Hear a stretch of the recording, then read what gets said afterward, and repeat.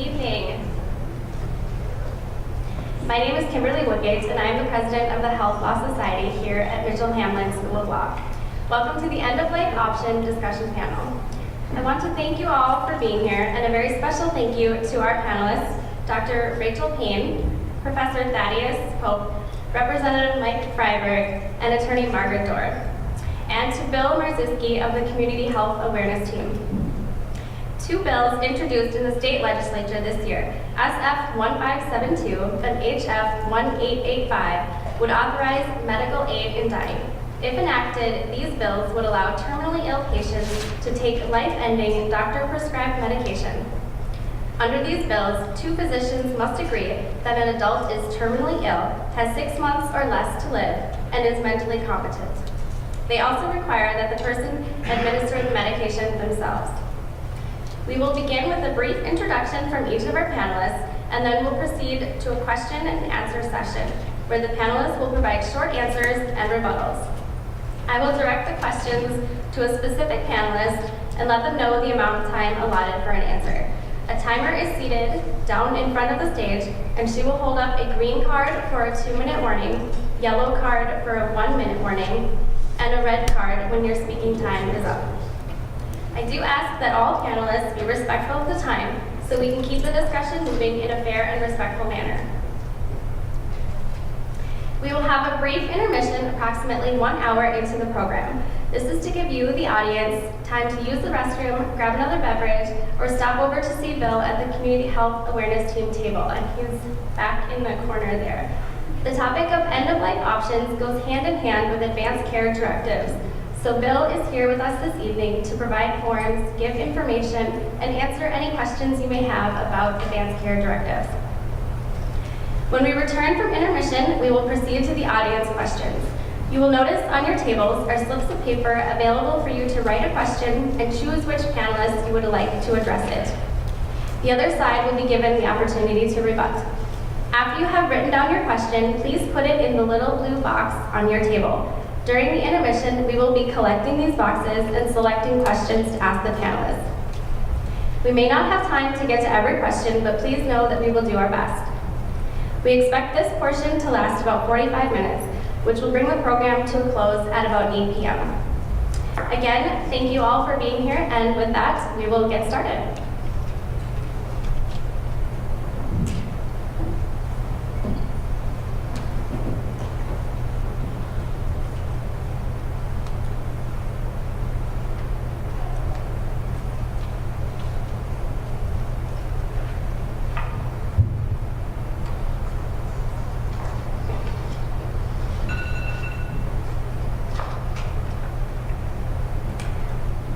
For the first question, we'll do a 1-minute introduction of each. Margaret, there's a microphone on the end table there for you and Professor Pope to share. And Rachel and Mike, there is another microphone there for you two to share. Rachel, would you like to go first for the introduction? Hi, I am Rachel Payne. I'm a resident physician at Hennepin County Medical Center. I'm training in general surgery, and I take care of patients with general surgery issues, trauma, acute care surgery, and surgical critical care issues. I do deal with end-of-life issues and talking to patients and families about those things on an almost daily basis about now. Thanks. Hi, I'm Mike Freiberg. I'm a state representative, represent all our parts of Crystal, Golden Valley, New Hope, and Robbinsdale in the State House of Representatives here in Minnesota. I'm in my 3rd term. It's cool to be here. I don't know that I've ever actually sat on this stage, except maybe when I graduated from here. I was in the January graduating class, which is smaller, so we just had it here. And I think I got my diploma up on this stage. So. It was called William Mitchell at the time, but it's great to be here at Mitchell-Hamlin. And when I'm not here, I'm an attorney working at when I'm not in the legislature, I should say, I'm an attorney working at the Public Health Law Center here on campus. I apologize, we didn't quite come as prepared here. I saw Margaret had several handouts, which it looks like several of you have. So I guess we didn't realize, I didn't realize that handouts were part of this, but if I had, you would have had some very compelling handouts in support of the legislation as well, but I'm sure you'll hear those sides of the issue expressed in this discussion, which I'm sure will be a good one. So thanks for having this. It's great to be here. Hi, like Representative Freiberg, I also work here. My name is Thaddeus Pope. I'm a professor here. I teach health law. And I've written over 100 articles on end-of-life law and policy. I co-author a 1,500-page treatise called The Right to Die, the Law of End-of-Life Decision-Making. And I have a blog called the Medical Futility Blog, which also covers law and policy issues related to end-of-life healthcare decision-making, which is coming up on 3 million page views. Looking forward to this. Thank you.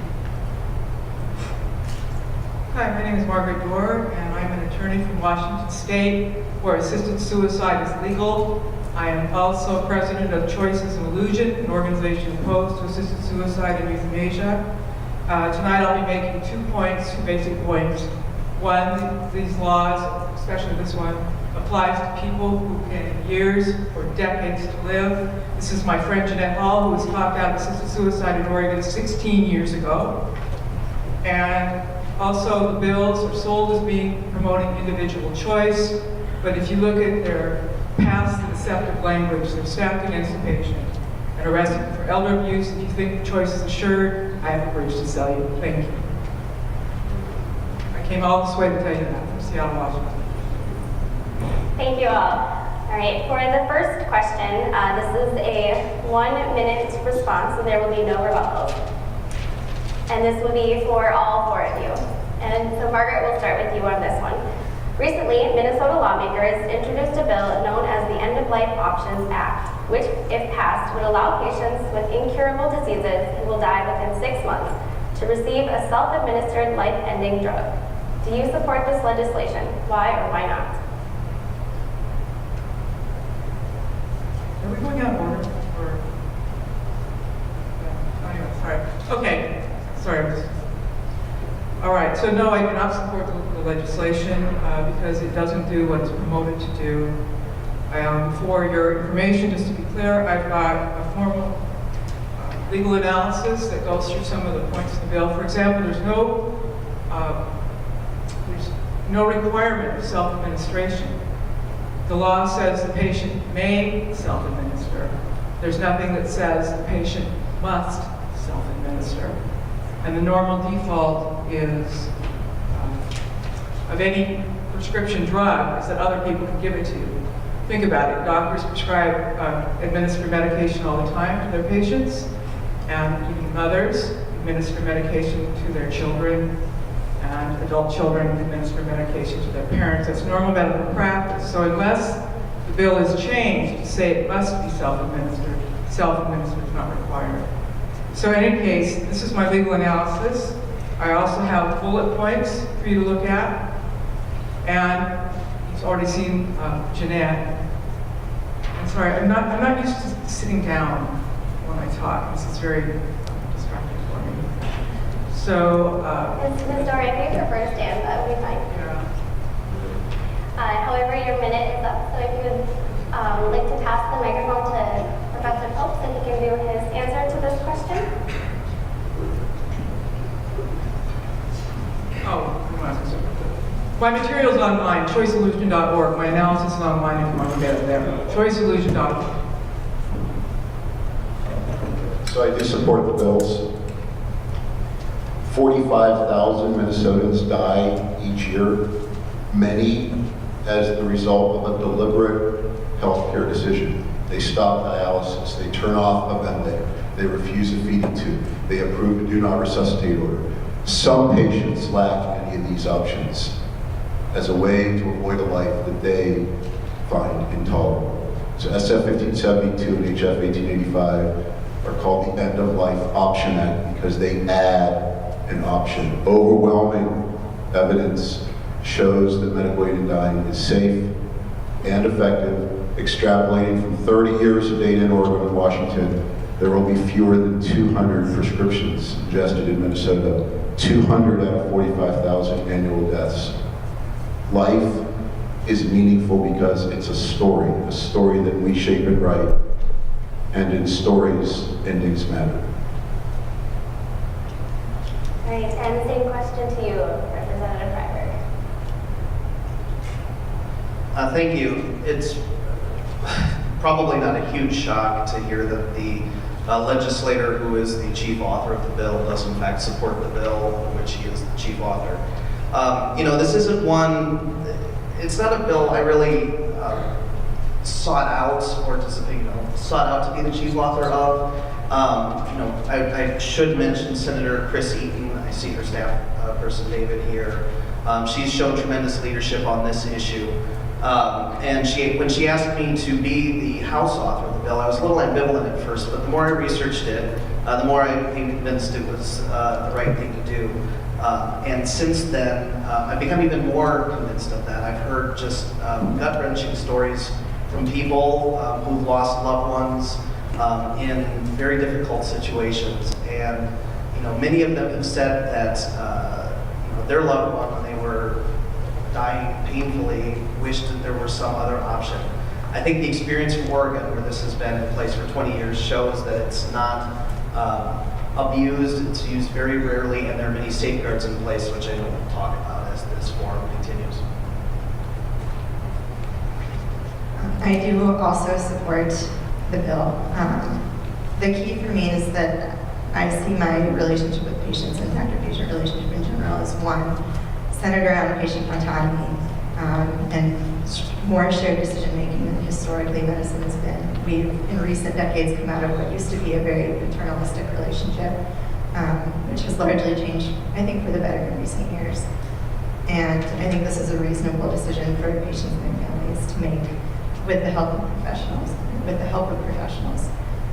But I think this is an option that should be available when suffering is intractable and there's nothing else that can be done.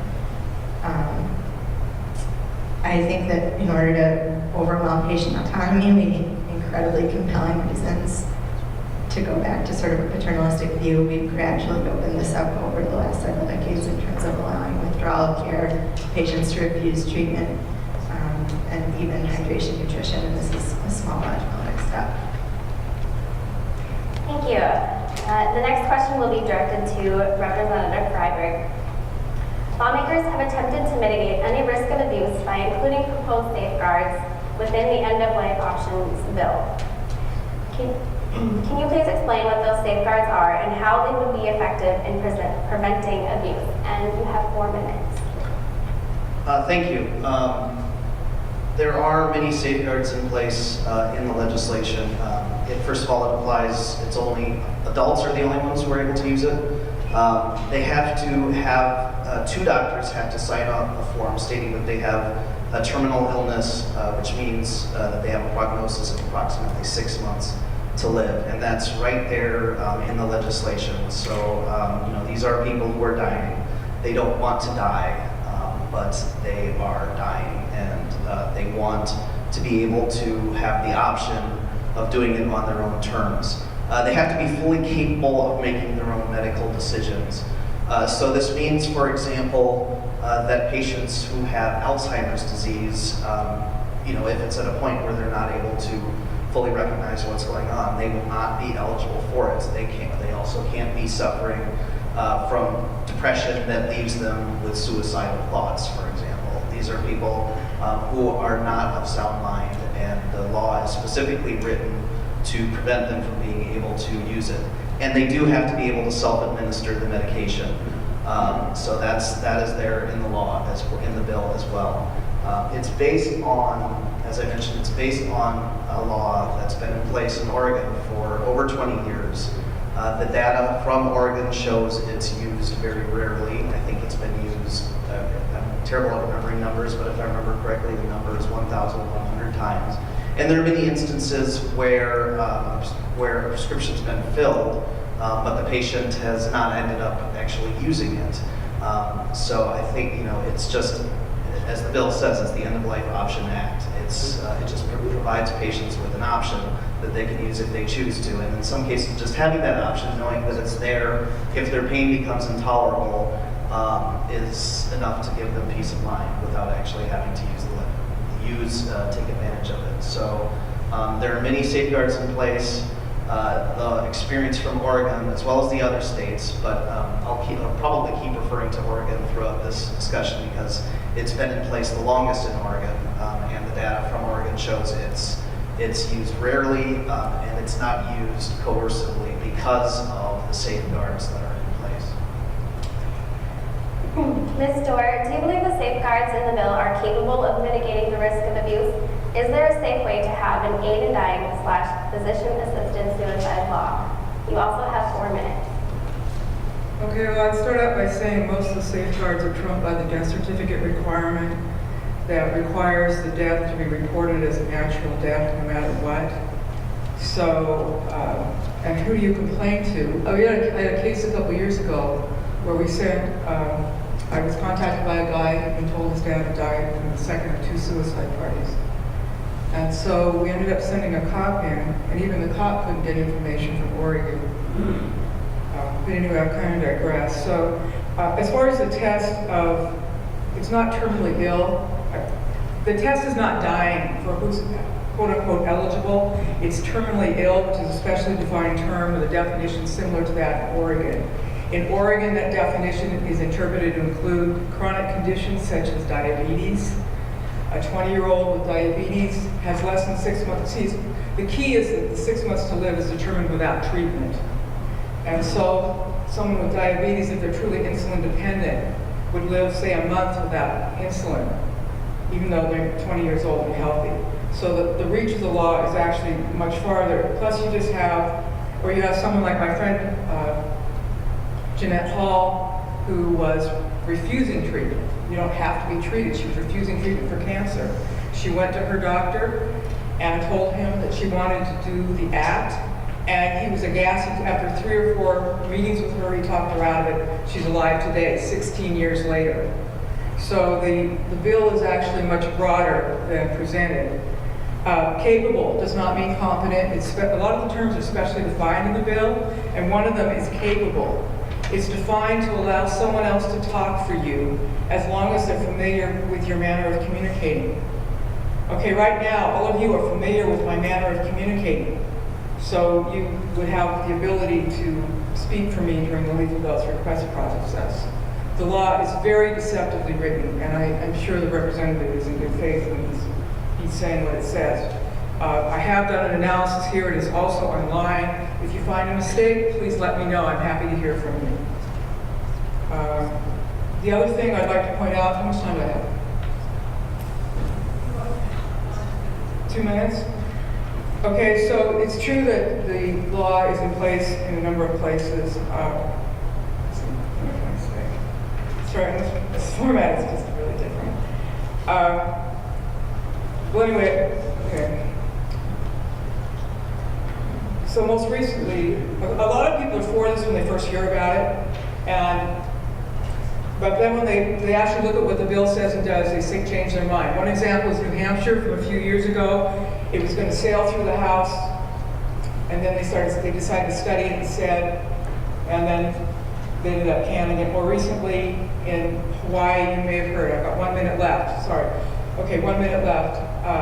In Hawaii, it went through the Senate, passed the Senate 22-3. It was flying. It got over the House, and the conversation changed from the concept of the bill to what the bill actually said and did. And that the language was very deceptive, and it didn't do what people said it did. And the committee started changing their minds right in the middle of the hearing, and they ended up voting to stop at 7-0. So my message to you is read the bill, and I would urge you to take my materials so that, I was barred from giving my materials to you. Apparently some people are afraid of what the bill actually says, and they don't want you to read it. Representative Freiberg, we have allotted 2 minutes for a rebuttal.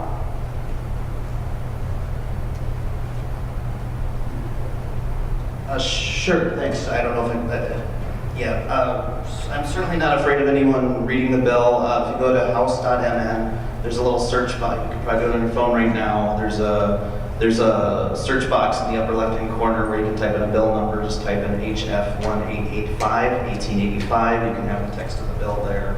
And I have it here too, and just to respond to a couple of those things that Margaret mentioned. So first of all, terminal illness, it does mean somebody that the physician anticipates has 6 months to live. I'll just read you the definition right here. It does not include a condition such as diabetes that could be treated with insulin. So it says that terminal illness means the final stage of an incurable and irreversible medical condition that an intending physician anticipates within reasonable medical judgment will produce a patient's death within 6 months. So, I mean, the language is very clear. If somebody has diabetes that will allow them to, if properly treated, will allow them to live for 7 months, they would not be eligible to use this because it says very clearly it's the final stage of an incurable disease that the physician anticipates will produce a patient's death within 6 months. Similarly, talking about capacity, there are, and a person's ability to communicate,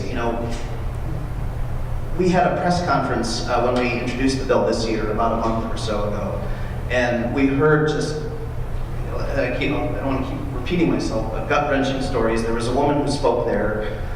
She, if I remember correctly, had ALS. She was in a wheelchair. She was able to speak, but her prepared remarks were delivered by means of an iPad. She had typed them up in advance and put the iPad up to the microphone at the press conference, just saying she wanted to be able to have this option for herself. Like I said, there are some conditions I think that would preclude a person from being able to use this, and like Alzheimer's not being of sound mind is one of them. But if somebody is able to make their ability to communicate known, their wishes known in a clear manner, and I think this bill describes that, I think they should be able to take advantage of it. Thank you. And Professor Pope, could I give you 1 minute for a comment? Just one thing I wanted to, so there is a voluntariness safeguard in the statute, which requires that the final overt act be taken by the patient herself, right? The self-ingestion requirement. So Margaret did point out that the statute says the patient may self-administer, and I'm not sure, I haven't refreshed myself on the bill. The intent absolutely is to legalize medical aid in dying, where the final overt act is taken by the patient herself. There's no intent in Minnesota, and neither was there an intent in any other of the 7 states to legalize euthanasia, where the final overt act would be taken by someone else. So if in fact there is an ambiguity by use of the word may self-ingest, then I'm sure both either Senator Eden or Representative Freiberg would clarify the verb to clarify that there is a self-ingestion requirement. Sure, would you give a clarification on that? Yeah, I've been looking through the bill. There is, I don't see the word may anywhere in there. To the extent there is ambiguity, I would certainly clarify it. I would certainly be glad to clarify it, but everything I've seen, it says within 10 calendar days of prescribing medication to a qualified patient to self-administer. I mean, it doesn't make it optional. It's, everything I've seen in here, it's mandatory, but if there, and I couldn't find the word may, but I don't have access to a word search feature at the moment. Thank you. The next question goes to you, Ms. Dore. Many Minnesotans are in favor of legalized drugs that assist with dying because they have stood at a loved one's side as they went through suffering before death. As a person in opposition to legalizing aid in dying, do you believe there is a viable alternative solution to end-of-life care or a dignified death? And we have allotted you 4 minutes.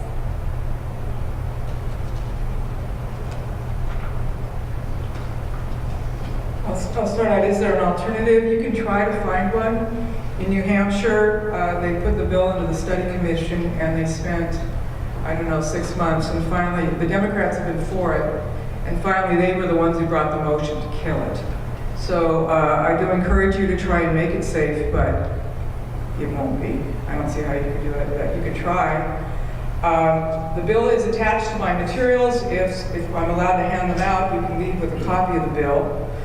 As far as diabetes, I got an affidavit from a doctor, Dr. William Toffler of Oregon, in my materials. he describes the final stage of diabetes as being insulin dependent. So, and also diabetes is listed in Oregon's annual report. I've got a copy here from the most recent report at page 11. And one of the conditions listed is diabetes mellitus, better known as diabetes.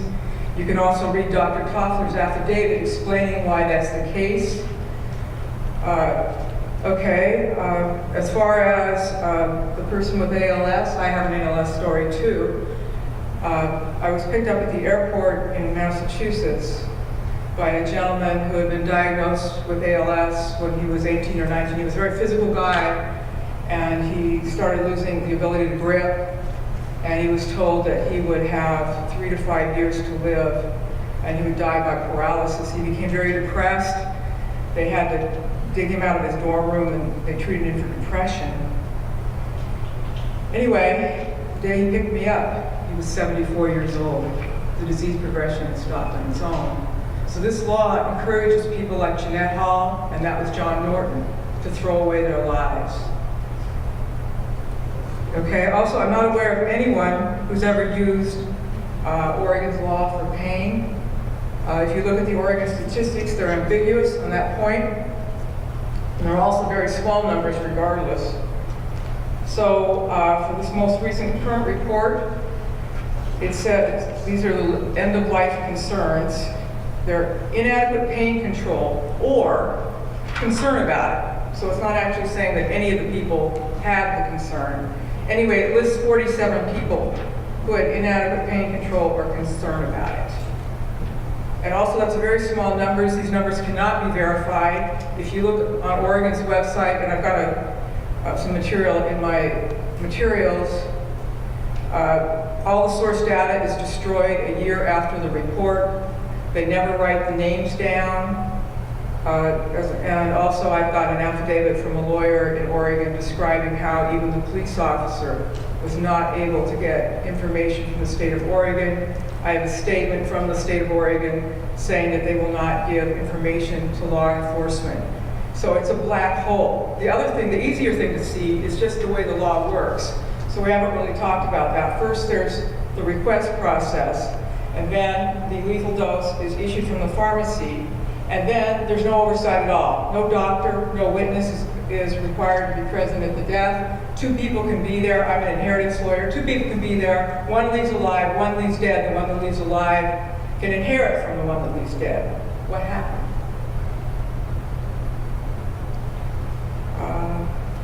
So anyway, the bill is stacked against the patient, and I'm encouraged by the representatives saying that he's going to be looking at the language, and I can go through it with you after this event if you're interested. Okay? Thank you. Dr. Payne, can we get a response to Ms. Dore's thoughts? One thing I would like to speak a little bit to is the difficulty in creating that prognosis of 6 months. One of the major things with end-of-life care right now is hospice or palliative care is an option, and it requires that same 6-month prognosis that this bill mentions to be a candidate for aid and dying. And that is a notoriously difficult thing for us to actually know what a prognosis is going to be.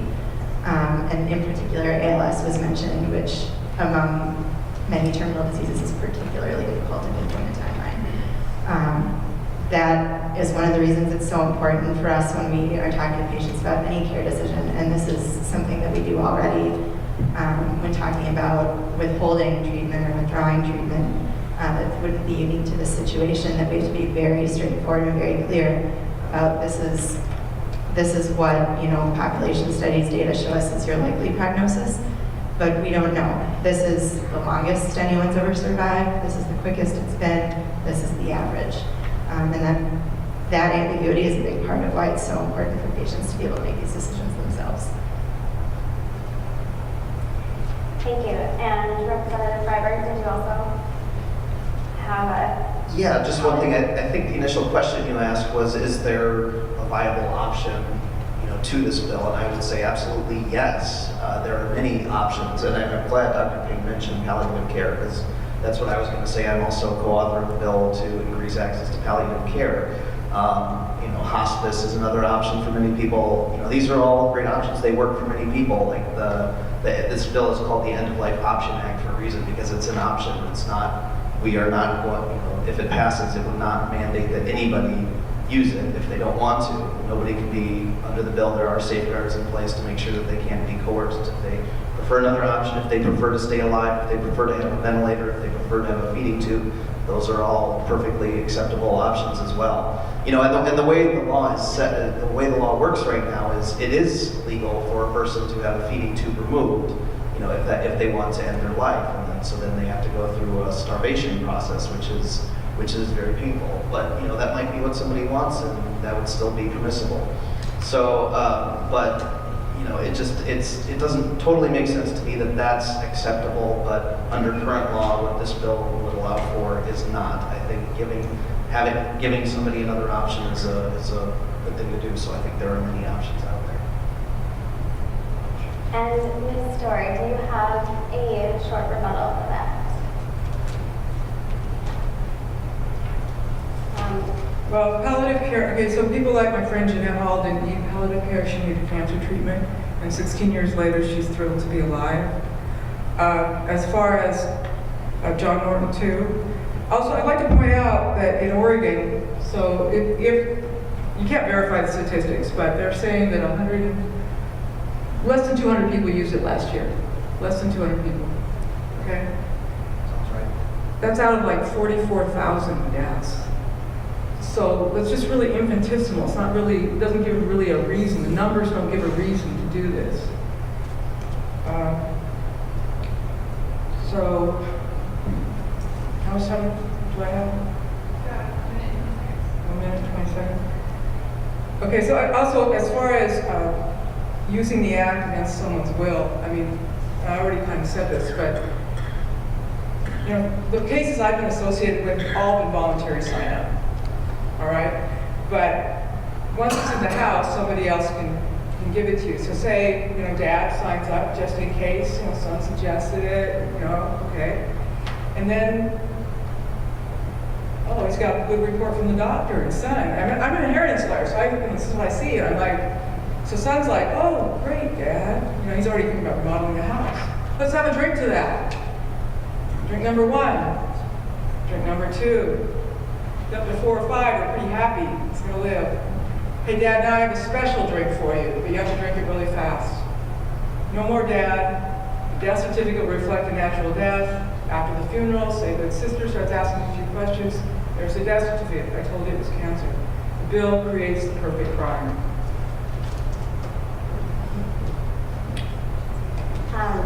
Professor Pope, yes, 1 minute.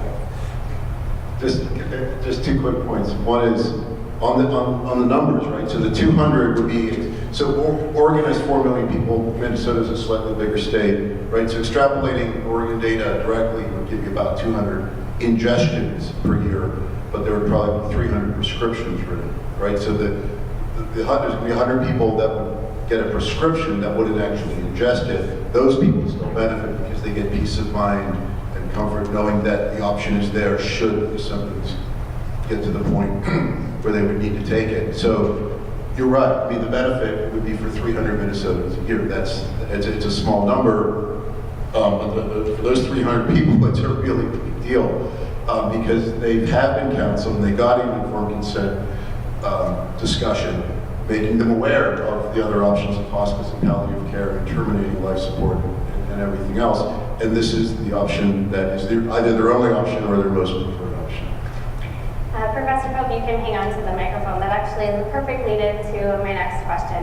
In states such as Oregon that have already legalized aid in dying, it is reported that a fair number of patients who receive the lethal prescriptions have not taken the drug to end their lives. Some may be concerned about these drugs being accessible in their communities. Is there any measure proposed in the bill to know what happens to these drugs if a patient dies before consuming them or opts not to take them? And you have 3 minutes. So on the question about whether that's actually in the bill, since Representative Freiberg has the bill, there are, 2 things to keep in mind. One is There's a lot of people, like I said, 45,000 people die each year in Minnesota, and a lot of them are on hospice, at least in the last few weeks of life. And those people on hospice have a lot of drugs, everything from opioids like morphine, a lot of serious drugs that are in their homes, because almost everybody on hospice is on home hospice, not on facility hospice. And so we already have standard operating procedures on how to deal with those substances. So I don't think that's a risk. Never heard any reported stories of abuses from where the drugs end up in Oregon, Washington, Vermont, or California. And Representative Freiberg, can you clarify on whether or not there is any specific measure in the bill?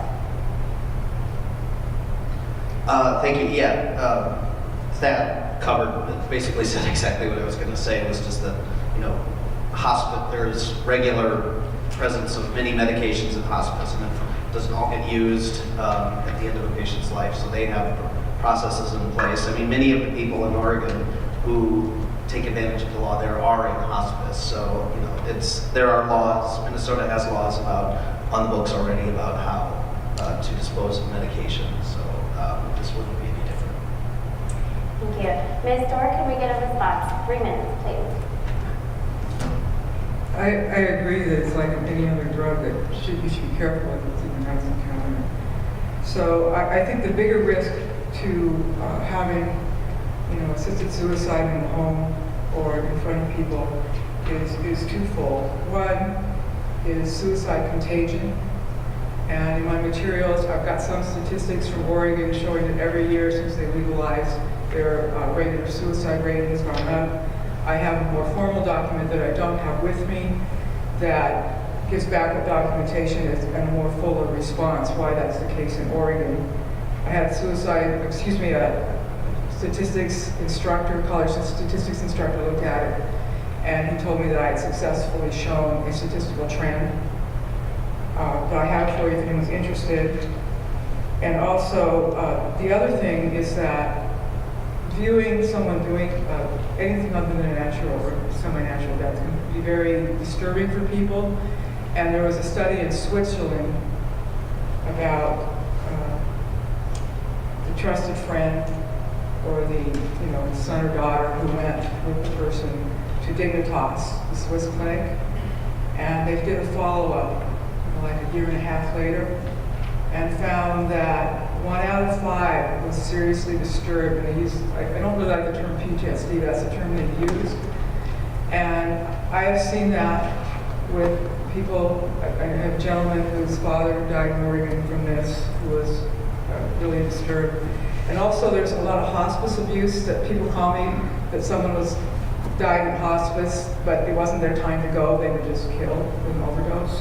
And some of them are very disturbed, 5, 6, I know these people 10 years later. So this is another aspect of legal assisted suicide or euthanasia, as this bill does allow in the fine print. So, thank you. Excuse me, thank you. Dr. Payne, this next question goes to you. There have been a few stories that caught national attention when a patient in a state with legal aid in dying alleged they were denied ongoing treatment of their condition, but were offered lethal drugs as an alternative. How would you subdue the fear that aid in dying may lead to decreased treatment options for terminally ill patients? You have 4 minutes. Well, I would say that if a person felt that they were pressured or being denied other options by the medical team, that was absolutely a failure of their medical team. That's a big part of why any legislation should require multiple physicians, multiple teams to be signing off on before going forward, to be agreeing with the prognosis, agreeing that this has been entered into voluntarily, and agreeing that all treatment options have been discussed and that the patient's aware of all options. One potential safeguard that I could see happening in the way we talk to patients about this is that most of the time we start with here's your prognosis, here are treatment options. You also have the option, if we think they're less than 6 months currently, we can say you also have the option of palliative care or hospice. And I think probably the safest way to go about doing this would be starting with that same conversation. And once they've already decided that they would rather proceed to a comfort-oriented type of care, a palliative option, then this could be something that is specifically within the scope of practice of palliative care doctors. That seems to be, to me, within medical practice, the way that would make the most sense to do it, and have the people with the most expertise in these areas bringing up the issue, making sure that it's not being proposed as this is the only option, or this is our recommended option, but that it comes up after a patient has already made the decision to proceed down a palliative option rather than aggressive cure-directed or remission-directed if we're talking about cancer care management. Thank you. Ms. Dore, can we get a response to Dr. Payne's thoughts? 3 minutes. Yeah, I think the question was directed to treatments no longer being covered once assisted suicide becomes legal. And there are instances of that happening that are in the public record. And one of them is in Oregon, where the Oregon Health Plan, which is that state's Medicaid program, if you fit within a certain statistical profile, say for cancer, that you probably won't recover, then you will not get treated, but you will be offered assisted suicide, death with dignity, whatever you want to call it. But some of those people who fit within that statistical alternative, Anyway, some of them will, if they were treated, they would survive, because there's always going to be outliers. There's always someone who beats the odds. And what I'm trying to do is paraphrase an affidavit that I have in my materials from Dr. Kenneth Stevens of Oregon, who has treated thousands of patients for cancer. And this is from a couple of years ago. He gives what was then current information about steerage suicide in Oregon. I also have an ABC News article, Death Drugs Cause Uproar in Oregon, by Susan Donaldson James, which talks about Barbara Wagner. She received a letter in the mail denying her treatment and also offering her assisted suicide. I also have an article from K2 TV, which is, this is at 869 in my materials, for those of you who have my materials. This is Barbara Wagner. I'm not ready to die. I've got things I still like to do. Who do these people think they are? That was her reaction. So it has happened. So it can happen, and I don't know how you can stop it from happening once you legalize assisted suicide and euthanasia, if you do so in Minnesota. Thank you. And Representative Frederick, 2 minutes for your comments. Sure. Just to get at the facts surrounding the question, and Margaret kind of commented on this as well. You know, you mentioned that it would be a failure of practicing medicine to deny coverage, and I totally agree with that. So the facts surrounding this situation was an insurance decision. It wasn't a medical decision. So as I understand it, and you know, this wasn't here, so I don't know all the details, but there was a patient suffering from lung cancer. And the insurance company said that they would no longer cover chemotherapy because it was no longer serving a medical purpose. And they gave this patient a list of options of what they could do, palliative care. I believe there were other medical treatments also, but I think one of them was, if they qualified, that the End-of-Life Option Act in Oregon was an option. And I think the person objected to that. So, the bill doesn't say, the bill in Minnesota here doesn't say anything about insurance coverage. Insurers aren't required to cover it. So I just thought I should kind of make that point clear. This is a bill dealing strictly with the medical aspect of it. And Professor Pope, 2 minutes for your comments.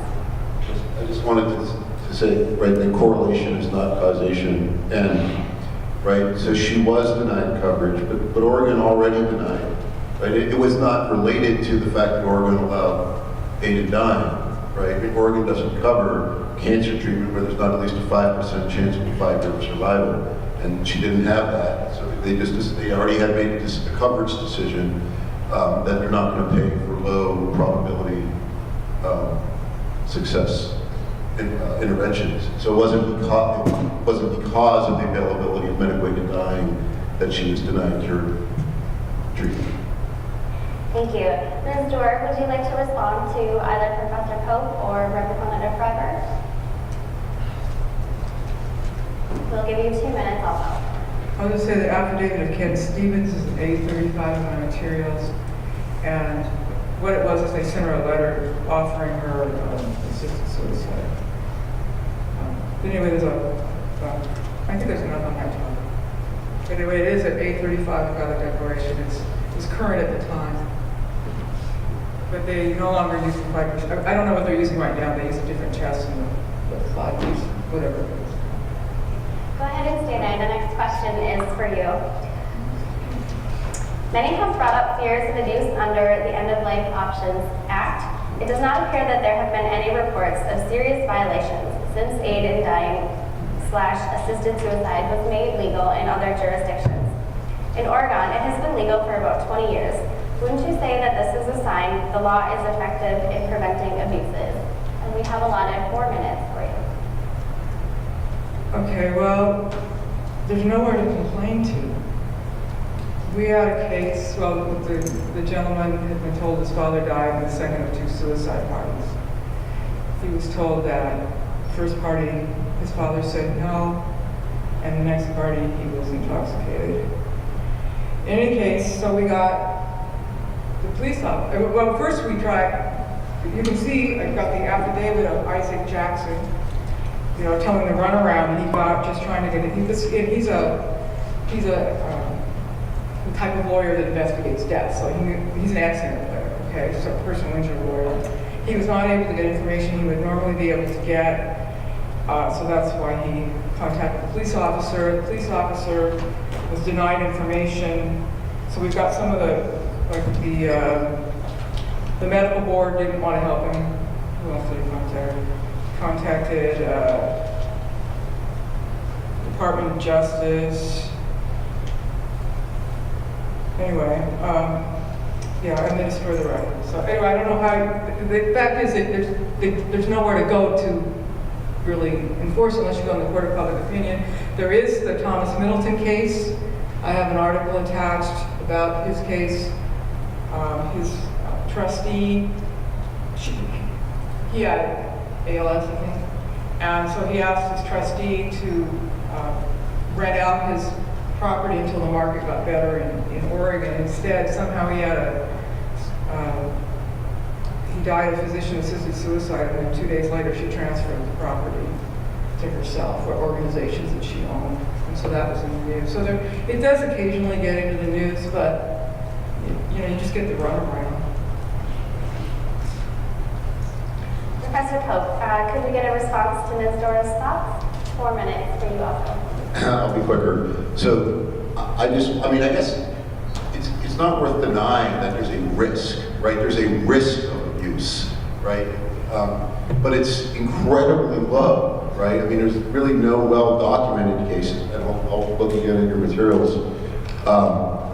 You know, the risk is in fact way higher in things that we already allow in Minnesota, like withholding, withdrawing, life-sustaining treatment, right? We had a case just in the past few years that we forged advance directive. There's a case recently, just from a few weeks ago in Kansas, where an elder law attorney actually, she shot her father, he didn't die, so she forged an advance directive, shows up at the hospital, and then pursuant to the authority of the forged advance directive, directs the healthcare providers to discontinue life support, to sort of finish him off, so to speak. Anyway, the risk is way higher in things that we already allow.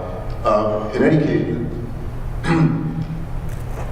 let's say there's a risk, right? What's the response? Do we completely eliminate the option to completely eliminate the risk, or do we just mitigate the risk with all the safeguards that are in the bill? And it's the latter, right? That's what we do, right? We've learned our lessons, like from the Kuramatsu decision, right? Like there might have been a risk that Japanese Americans may have committed sabotage during World War II, right? What do? We completely limited their liberty to absolutely eliminate the risk that they could commit sabotage. And now that's overwhelmingly seen as not the right decision. We don't completely eliminate liberty in order to completely eliminate risk. We mitigate risk consistent with permitting liberty. And Representative Freiberg, we will give you the other half of Professor Pope's copy, so 2 minutes. Please. Sure, I probably won't even use that, but one additional safeguard I haven't even mentioned here, just since this whole issue of the lack of enforcement was brought up. The law specifically says that if any person willfully alters or forges a request for medical aid in dying, or conceals or destroys a rescission of a request, so if the patient changes his or her mind and gets rid of it, but then a person alters that with the intent of causing the patient's death, that person is guilty of attempted murder or murder. Similarly, any person who coerces or exerts undue influence on a patient to complete a request for medical aid in dying is guilty of attempted murder or murder. And I mean, as you probably know, murder and attempted murder are about as serious of an offense as you can have under the criminal code. As Thad mentioned, there's always a risk of any law not being enforced properly, but we trust our criminal justice system to prosecute crimes and to incarcerate people who have committed crimes. So, this is relying on our criminal justice system, as we do all the time, to ensure that this is properly enforced and to ensure that patients are protected. Okay, Professor Pope, 30 seconds. Real quick. And I would just say, if you fall outside the scope of the law, of this law, we still have on the books the assisted suicide law, which is a felony in the state of Minnesota. And as you probably know from both the recently litigated Melcher-Dingle case and the final exit network cases, right, there is no shortage of district attorneys in this state who will prosecute for violations of the assisted suicide felony statute, right? So there is, you said there's nowhere to complain to, no prospect of enforcement, but at least in Minnesota, if you fall outside the scope of the End of Life Options Act, then you're probably within the scope of the assisted suicide statute, and that does get prosecuted in this state. All right, Ms. Dore, would you care to respond to either Professor Pope or Representative Freiberg? 2 minutes. Right, so the difference between the Ford's advance directive, I assume she was charged? Yeah, okay, she was charged. Okay, the difference between that and a death under the Minnesota bill or Washington, Oregon bills is that there is a requirement, it says shall, it's mandatory, that the death certificate will reflect a natural death. It will be death via terminal disease as a matter of law. So that gives the perpetrator a get out of jail free card if anybody even finds out about it. And so in the back, your representative was talking about those felonies in the back in the bottom of the bill. And how can it be attempted murder or murder if the bill also says it shall be a death under the act, shall be a terminal disease or terminal illness. Now, also in my materials is a death certificate instruction from Washington State instructing the Department of Health that if they find out that the Death with Dignity Act was used, just that it was used, not that it was complied with, just that it was used, that they must it must be reported as a natural death via terminal disease with absolutely no mention of the Death with Dignity Act. So it's a get out of jail free card. I would also note that with the undue influence felony, there's an interesting scenario in the front part of the bill. See, the front part of the bill is where the apparent safeguards are, and then in the back we take it all away. But anyway, in the front part of the bill, they have a provision that says that when you're signing up, if you're signing up for this, one of two witnesses can be your heir who will financially benefit from your death. Okay, that's specifically allowed in the Death with Dignity in the Minnesota bill. Okay, in Washington State, we have a statute that says that's a sign of undue influence. Thank you. Great. Well, that ends our first half of our discussion. So right now we're going to take a 10-minute break, and I do see a lot of empty plates and a lot of food left in the back, so I'm going to need you guys to eat some of that. We have 10 minutes, and if you could, please, if you have a question, make sure to write it down and get it into that blue box, and we'll come around and pick those up. Otherwise, we will see you back here in about 10 minutes.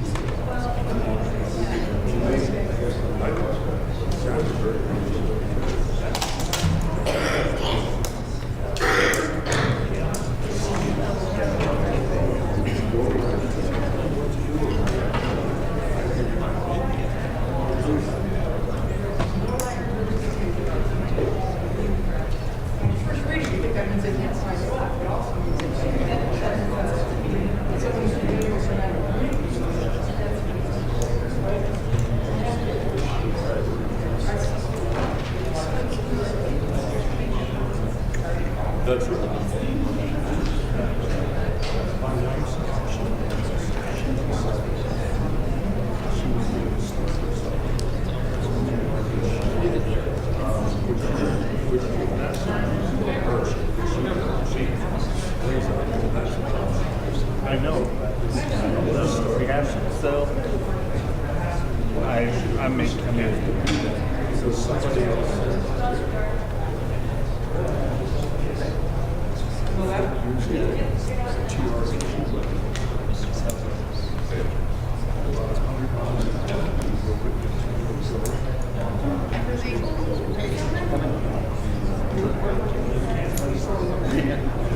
I was just like, yeah, where's the question?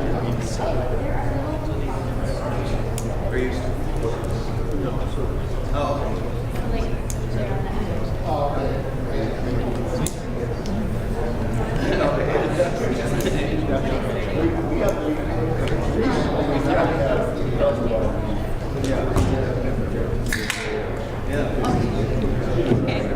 Well, I will look forward to that.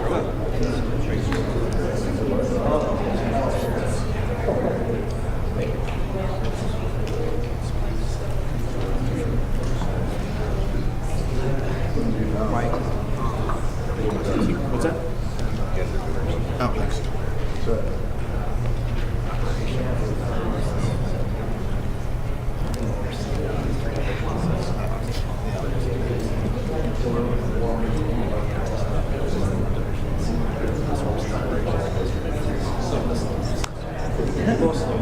You do have one.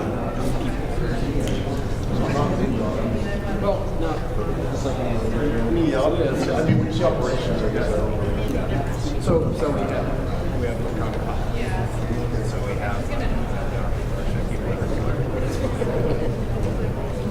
procedures during missions. It's all sorts of things.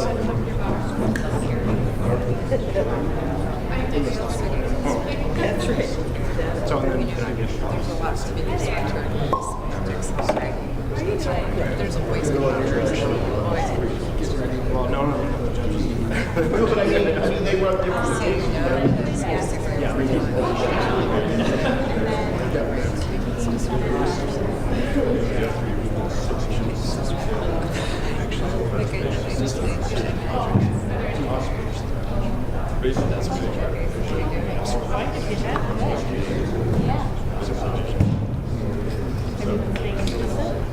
Let's just take one.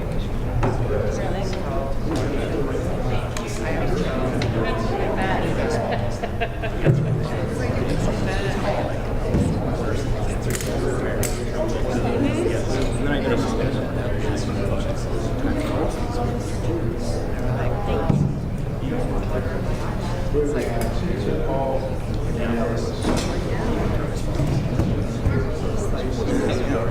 No, thanks. There's a courthouse. Yep. There's one full-time staff. There's one, and there's probation. So does that imply that Exactly, yeah. Yeah, it's more the bankruptcy court is there. Just another the district judges. A lot of them, it's running there's something about travel out there, all the trial.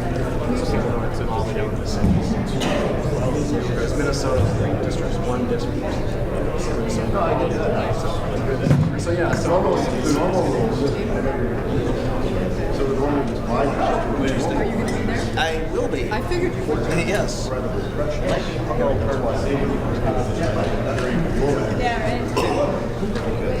Look for our table.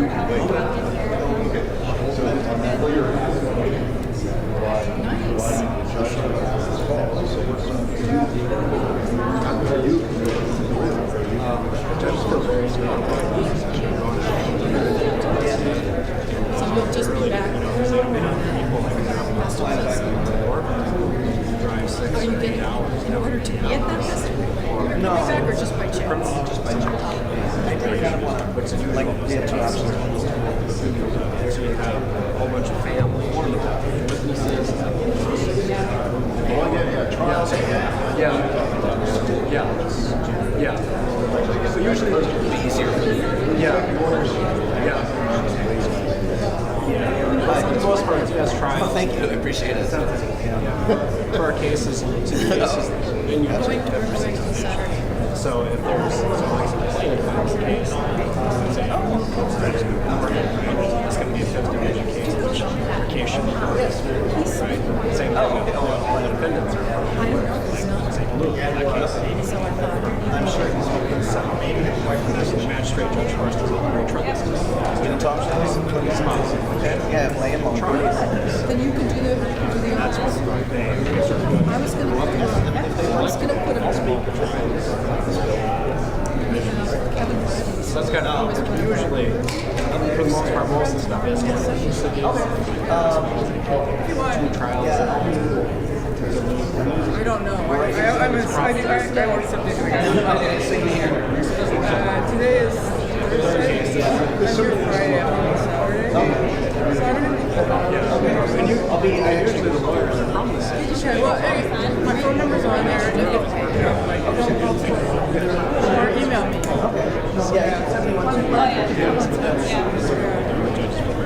Yeah, a lot of people who are like in Hawaii. I mean, these people. Actually, we have 2 knows for sure. One Walkley. I didn't find the main Supreme Court actually somebody showed making us on the state. It's more of the court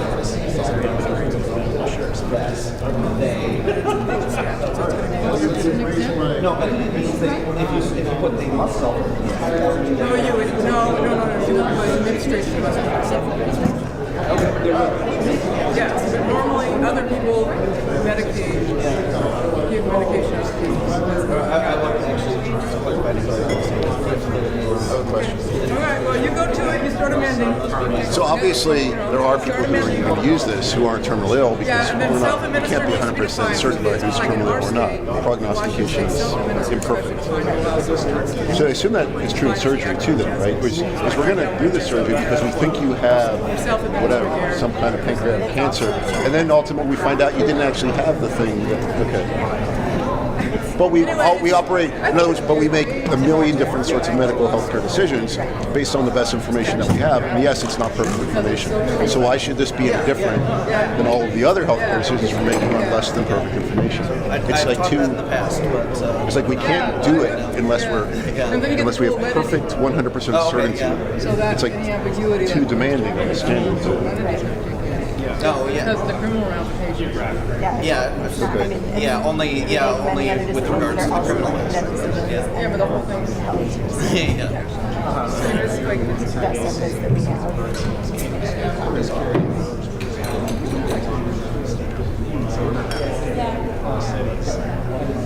Good. I always try to situate this. I mean, within like, why should the standards be so much different and higher?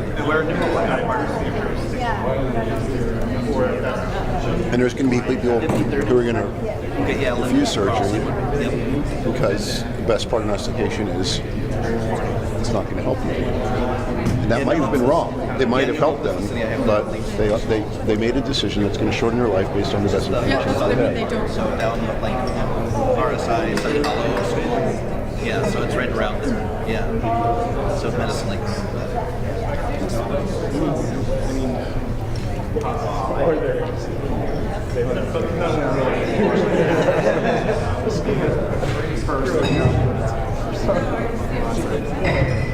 Say something.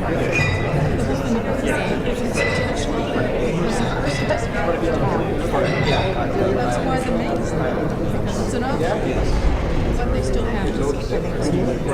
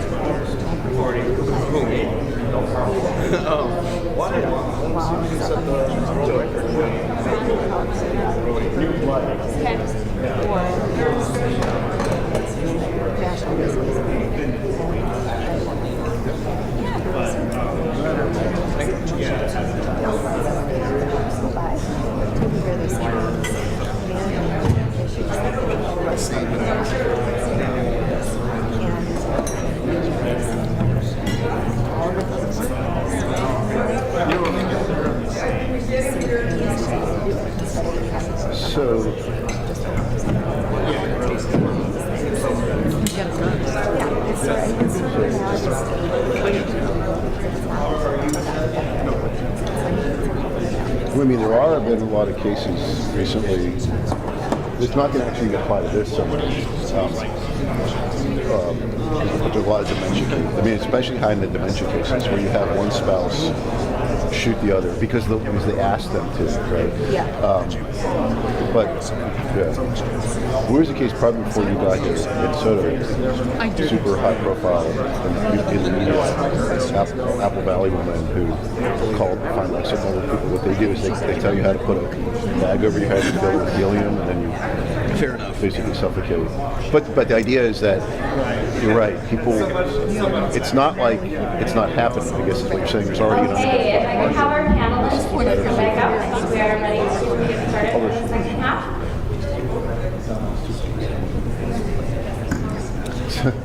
Don't leave without talking to me, okay? I want to run something. Yeah, I do have to. Okay, it has to be. My son is performing. Okay. I need this to be downstairs.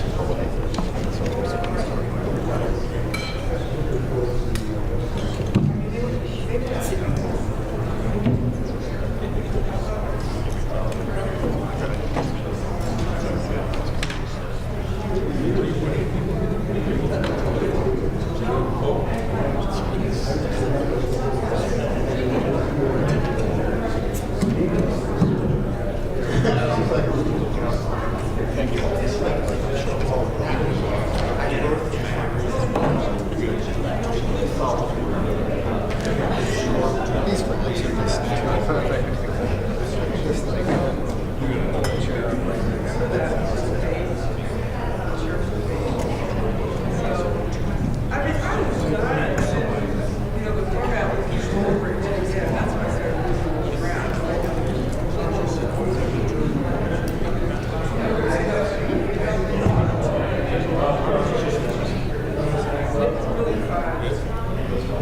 Okay,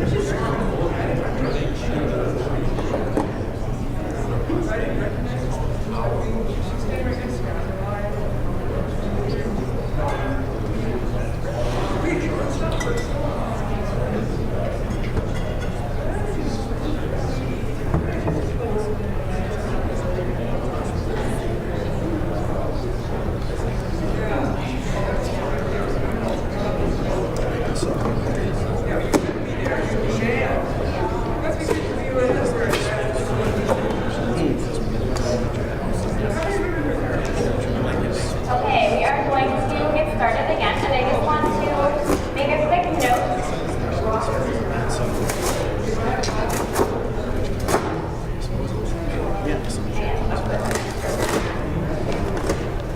It just, yeah, I think it's something to take a look at. Okay, that's fair.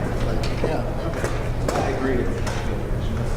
I seem to have lost a couple of my pens. Oh, yeah, sure. Good presentation. Thank you. There we go. And I think we.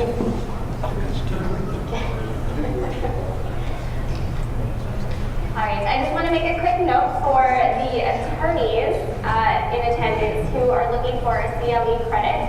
Over on the table with Bill, over there is a sign-in form. If we could just get your name and email address to get you that CLE credit. Okay. Do we get CLE credit? I would assume. I don't know. I would assume so.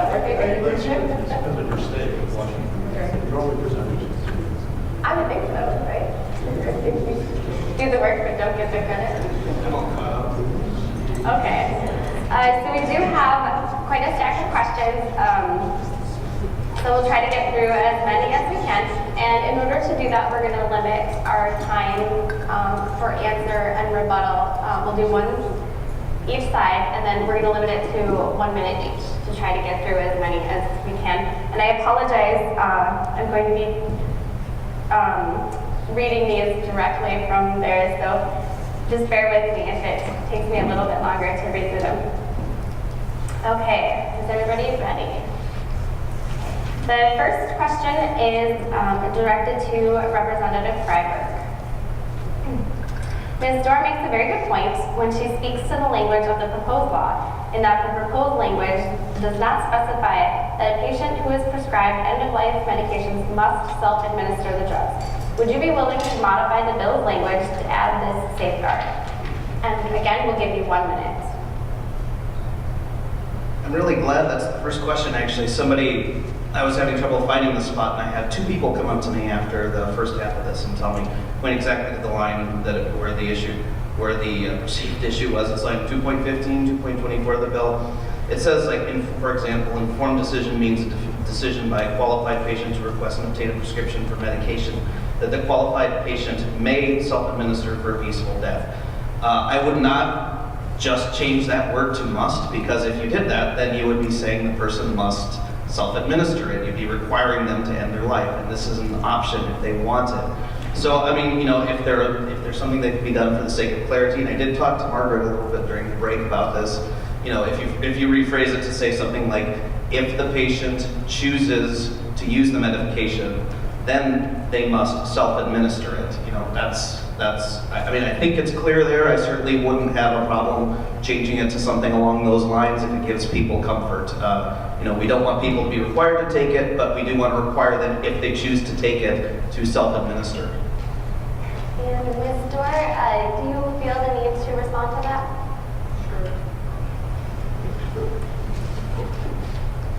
Well, given that they talked very Okay, so, yeah, you could say something like the lethal dose, administration must be by self-administration. I would point out, however, that self-administer doesn't mean voluntary. For example, in the suicide party that I was talking about, the gentleman was intoxicated when he took it the second time at the second party. So, yeah, he self-administered, but it wasn't voluntary. Or if someone put it in your drink and you didn't know it was there, it would be self-administered but not voluntary. And normally for a medical treatment, you have the concept of consent. I don't know that the Minnesota bill even uses the word consent.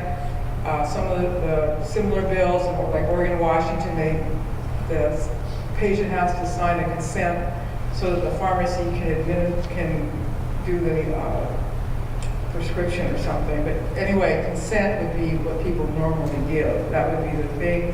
As far as informed decision goes, that concept is also stacked against the patient, like everything else in the bill. You lose your right to cure. I just got to stop some.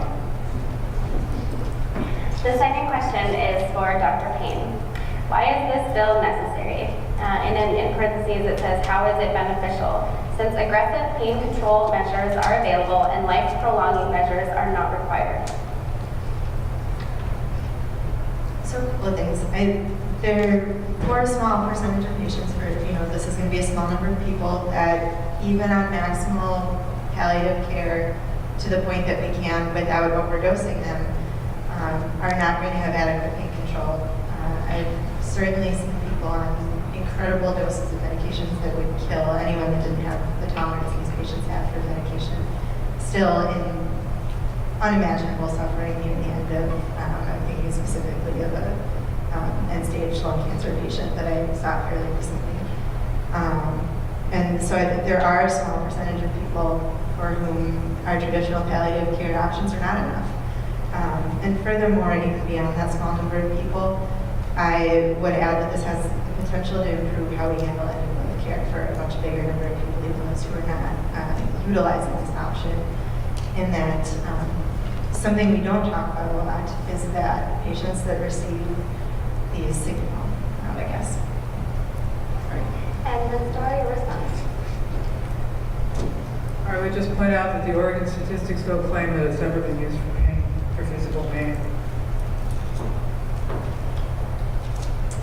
All right, the next question is directed for you, Ms. Dore. It says, you first mentioned your friend Jeanette Hall had wanted to use the Oregon option to end her life, and her doctor talked her out of it. Doesn't this show that the bill works, that there are safeguards?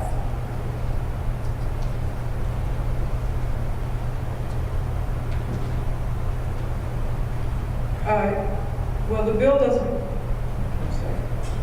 Her doctor talked her out of it, which was a good thing. She's very happy.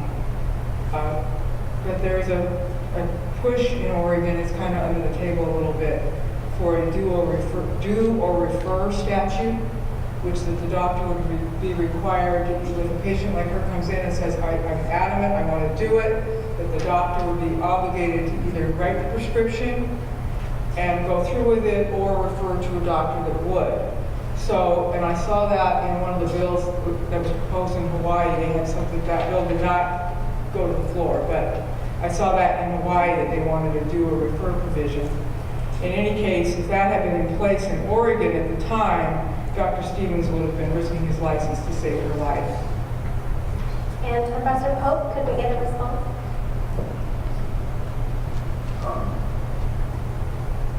Well, on the refer, I mean, so there's a conscientious opt-out, right? This, at least in Minnesota, as in almost every state, nobody who doesn't want to participate, no clinician that does not want to participate has to participate. The only thing that's left a little open is on the informed consent side, right? Do you need to at least make patients aware of this option, even though you don't want to participate in it? That may be required, but you don't actually have to participate if you have a moral or conscience-based objection. Thank you. And this next question is directed to you, actually. Is it really a get-out-of-jail-free card?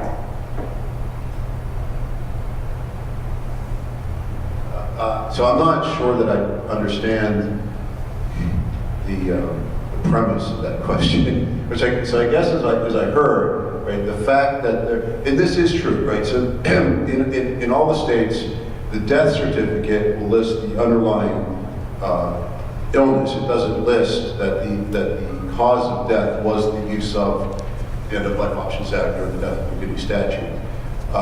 But I actually I'm not able to respond to the question because I don't understand how that death certificate notation somehow immunizes any possible criminal activity that might have happened. Okay, well, let's go to Ms. Dore then for an explanation. I believe that the get-out-of-jail-free card was your language. Could you explain that for Professor Popeman, we'll get a clearer idea of the premise of the question then.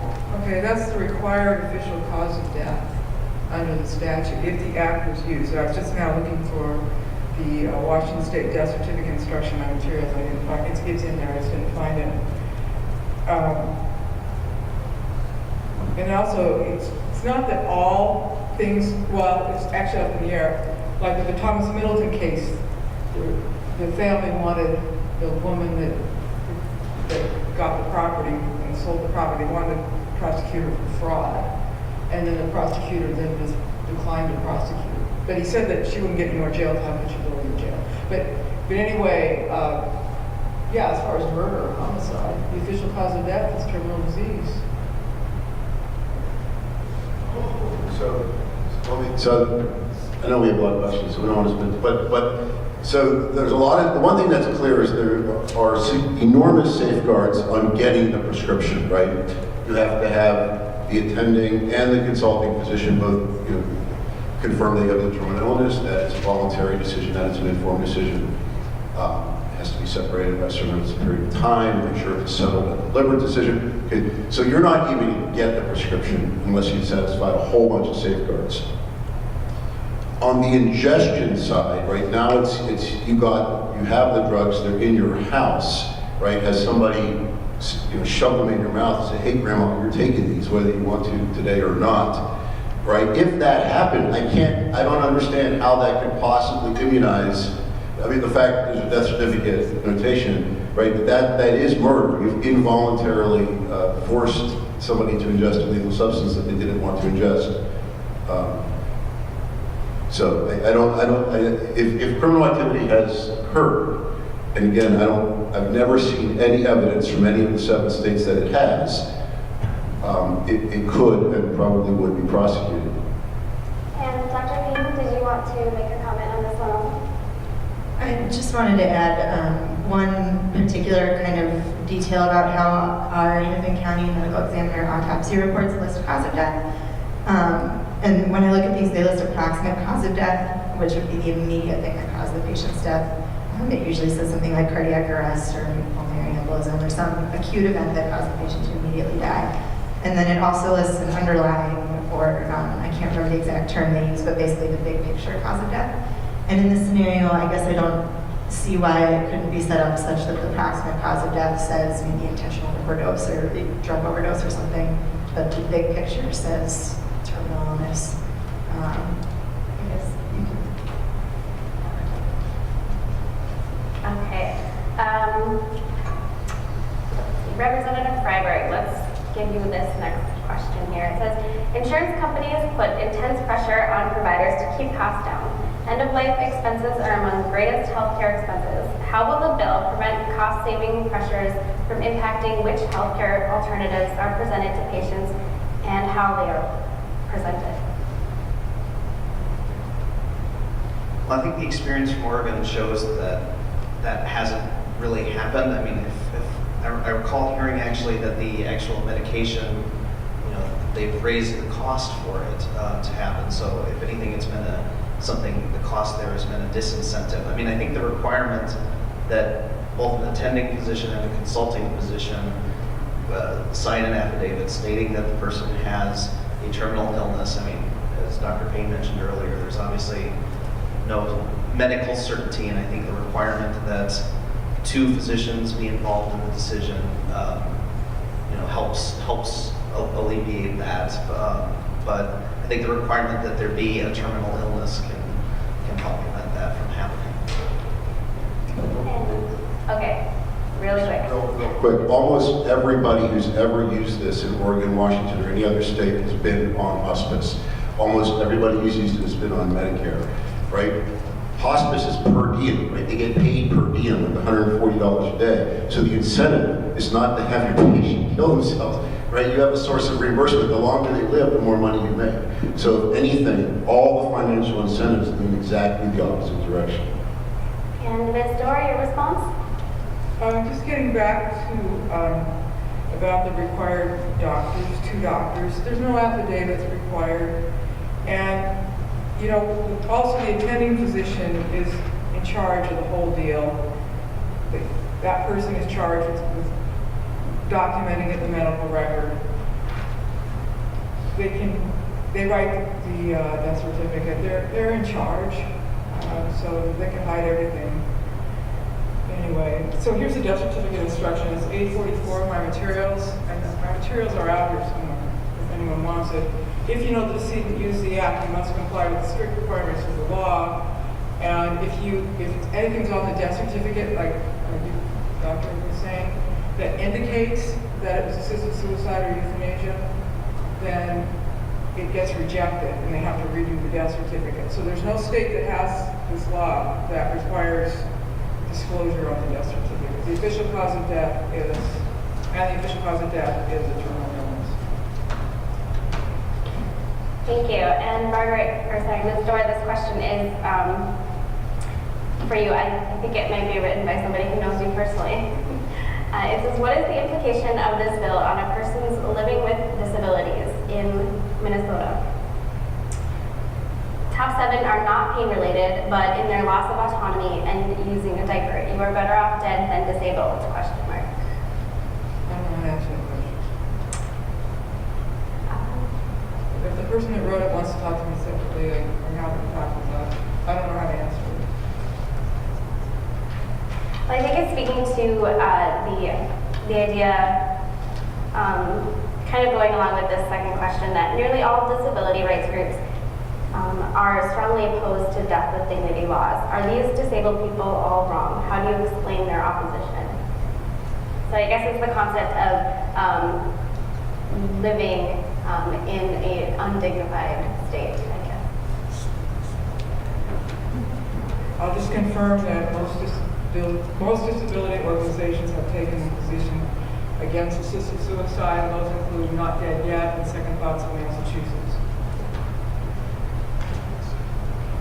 Representative Freiberg, would you like to speak to that then? Sure. I mean, just to go to the statistics in Oregon, 80% of the people who used the law there have cancer. The second most common source is 8%, is ALS, which is 8%. The data show that the vast majority of the people who do use the law there are Caucasian, they're insured, they have higher education. I would reject the premise that there's, that any one way of being is less dignified than another.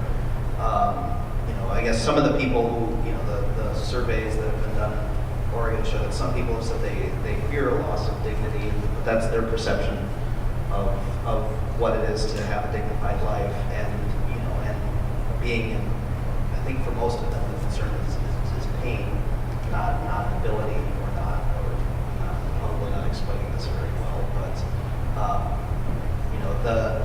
the data do show that disabled people or people who are previously disabled don't use this more than Thank you. Okay, Professor Pope. A lot of the focus has been on patients who might access assisted suicide, who typically are higher income. But what about the impact on the poor and vulnerable and the health insurance landscape?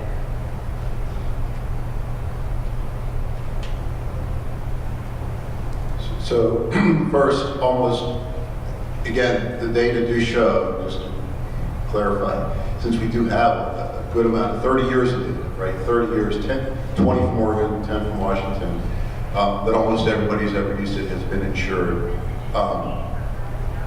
and college educated and not the poor and vulnerable for the most part. And if anything, the problem is exactly the opposite problem. It's a lack of access, right? As the drugs, as Representative Freiberg noted, have gone up into the $3,000-4,000 range.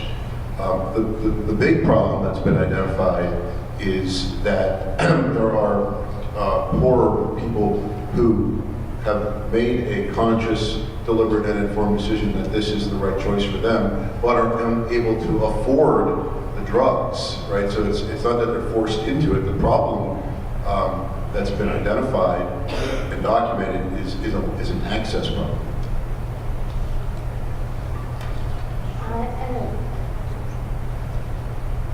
to make a comment? Sure.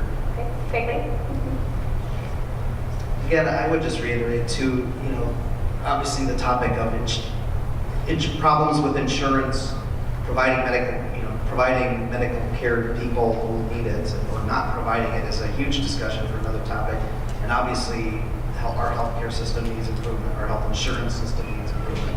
But again, just the purpose of this bill, and there may be problems with access to it, but the purpose of this bill is just to get at the medical aspect of it and to allow people to make the choice.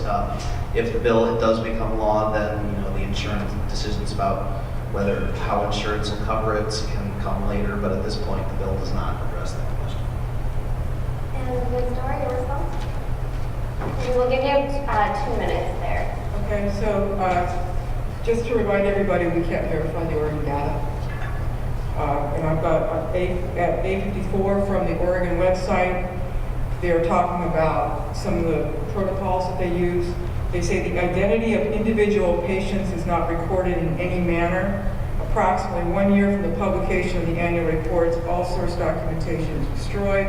Plus you have the issue that if something has gone on in the house, that the person that did it probably isn't going to jump up and down and tell everybody about it. So anyway, you can't we can talk about the Oregon statistics, but they're not verifiable.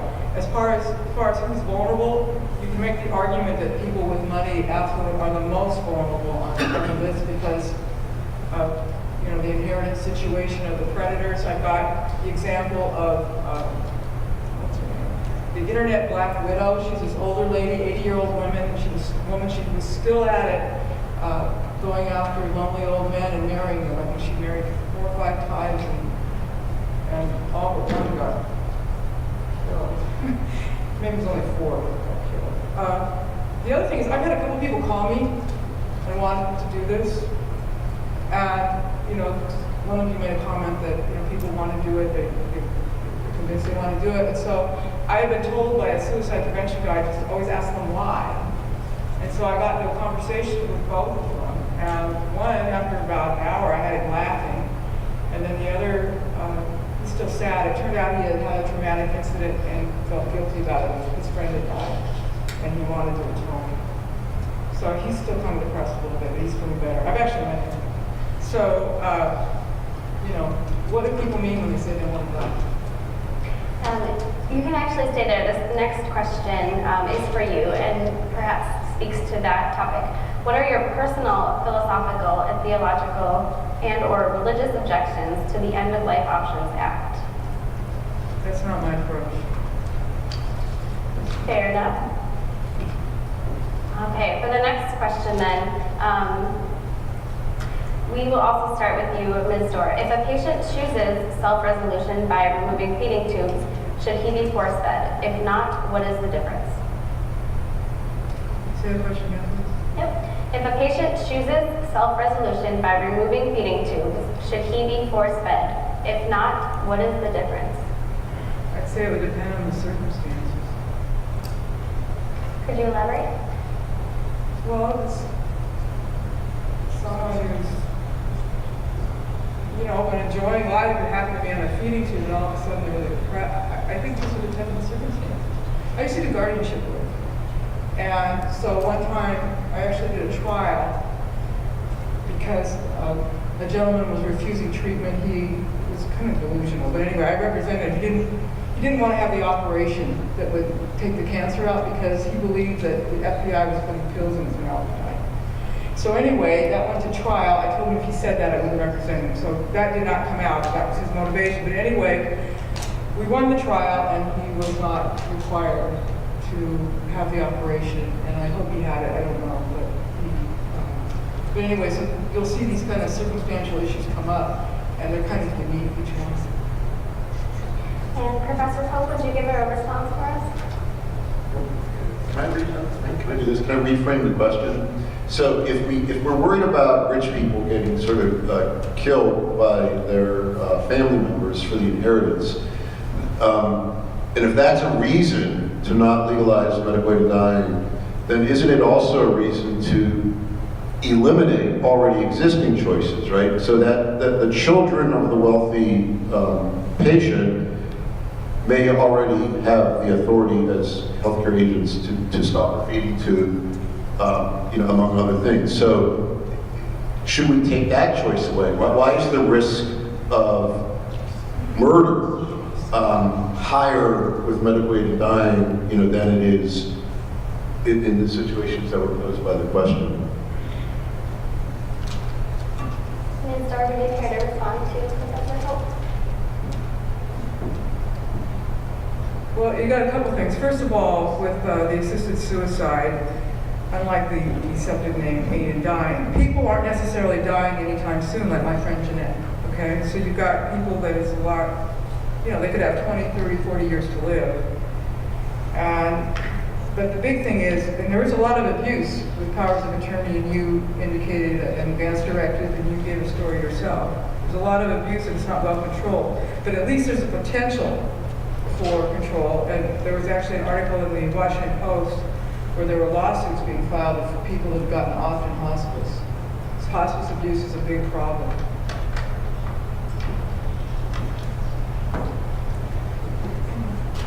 Okay, Representative Freiberg. This bill, as written, only applies to a person over age 18. Another requirement is to be a Minnesota resident. Does this lead to a potential 14th Amendment due process and/or equal protection challenge from someone under 18 or who is a non-resident who is in Minnesota?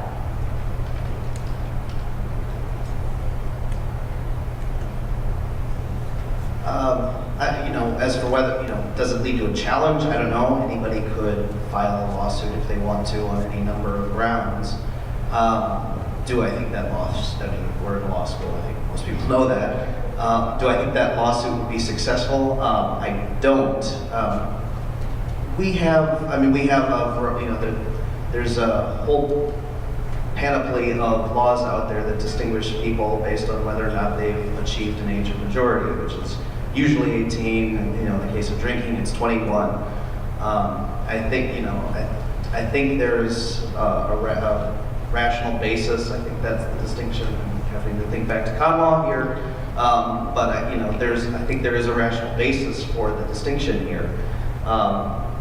Somebody under the age of 18 is not able to give informed consent in most circumstances, and I think it's certainly a logical extension of that belief to say they would, a decision as choosing to end one's own life would certainly be rationally related to other things where minors aren't able to make a decision. And Ms. Dore, do you have a response?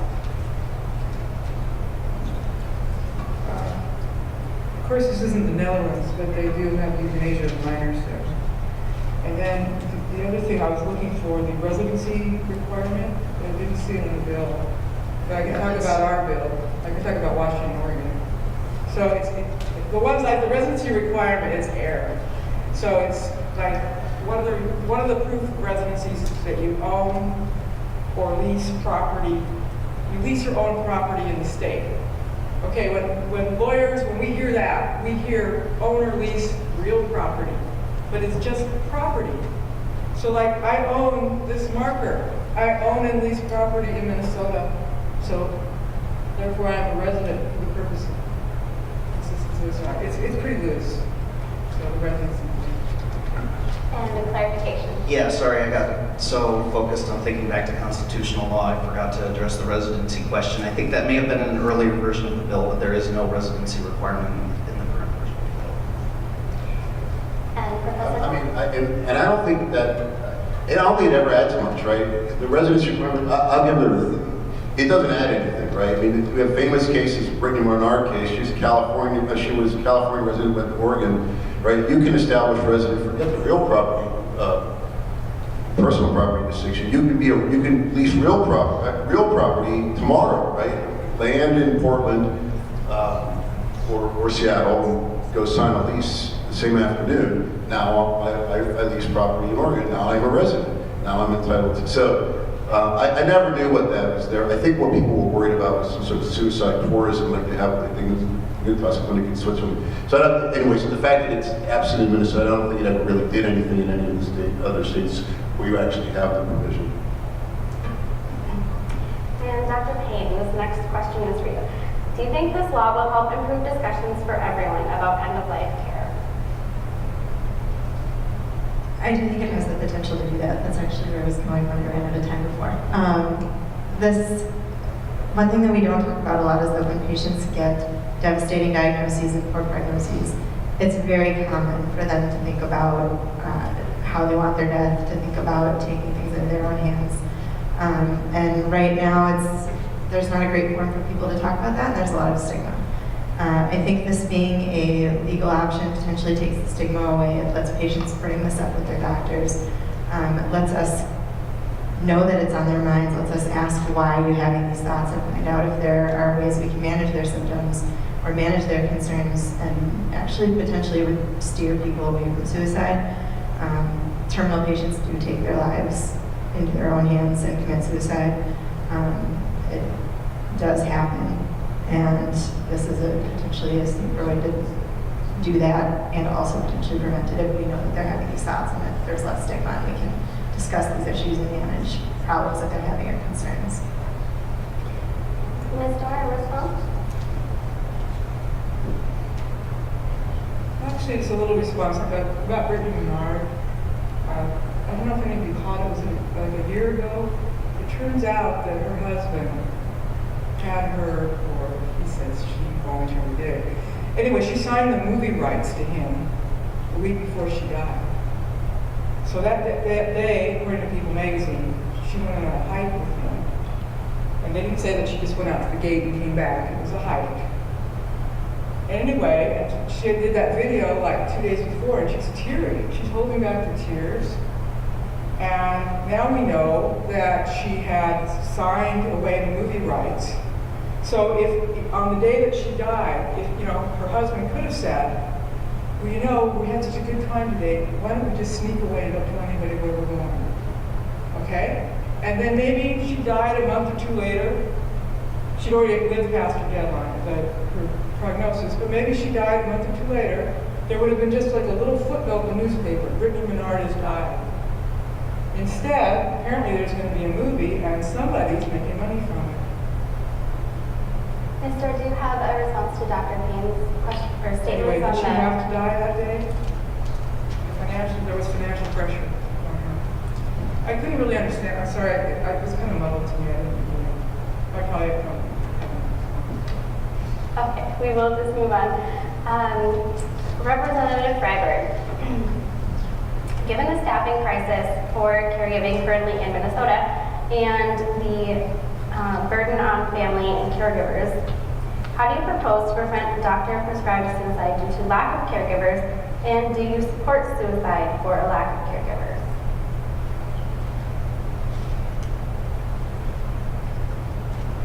We've talked about all the safeguards in the bill. I think those are there to prevent that from happening, and I think the experience from Oregon shows that that doesn't happen. I don't, first of all, I dispute the characterization of this as suicide.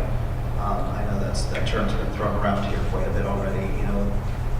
Suicide is, suicide is currently a criminal act. It's somebody, the people we're talking about, and suicide is usually somebody who wants to die, who does it, usually because they're of an unsound mind. In this case, the people don't want to die. They want to live, but they have a disease that they are dying from. So, so I don't support this. I don't support what this bill would propose is being used because of a healthcare shortage. And I think the safeguards are in place to ensure that it won't be used for that reason. This is a patient-centered bill. It's a decision that the patient gets to choose if that is what he or she wants. And I think the experience from Oregon and other states shows that it is not used for the reason stated in the question. And Ms. Dore, do you have a response? Well, I take issue that it's patient-centered. You lose your right to informed consent. Someone else can speak for you. Your power of attorney can't try to save you. If they try to bring a guardianship, they get risk terms. So I would not say it's not patient-centered. And then, as far as the safeguards, so in the case of the two suicide parties, I read the police report, And the doctor that signed the death certificate, he didn't know it was a death or dignity case. So, I mean, there was just who knows what's going on?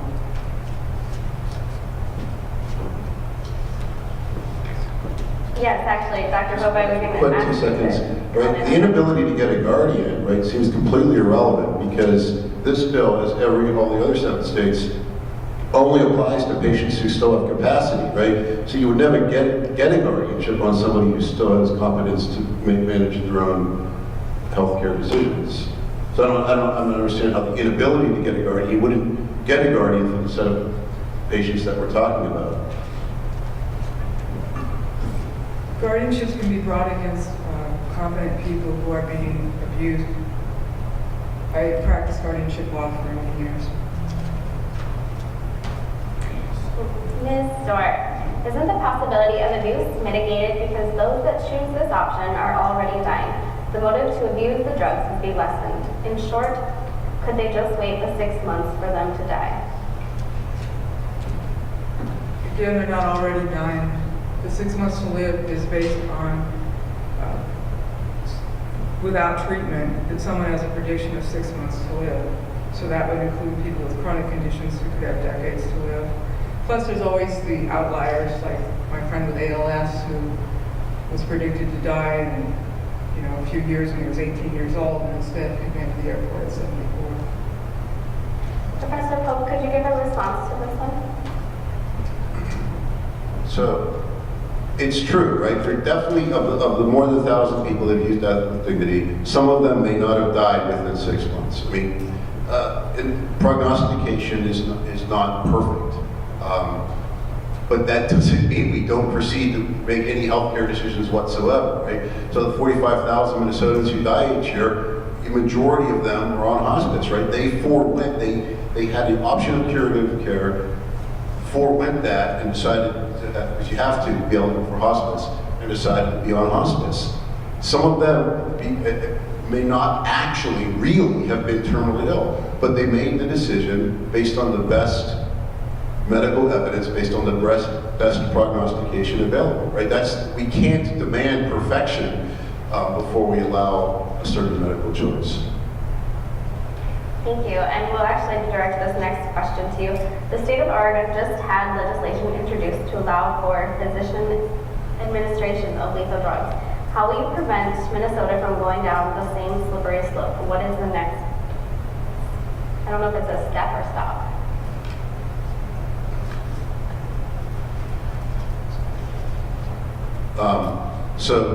So far, every state that has legalized medical aid in dying has been pretty much identical, and you've had to have capacity, and you have to have the ability, and you actually have to self-ingest, and you actually have to self-ingest. That said, I'm not, in Canada, right, our neighbor to the north, right, they are considering expanding medical aid in dying in several different ways, right? That it can be administered directly by the physician, that you can make an advanced decision, so you don't have to have capacity at the time of the ingestion.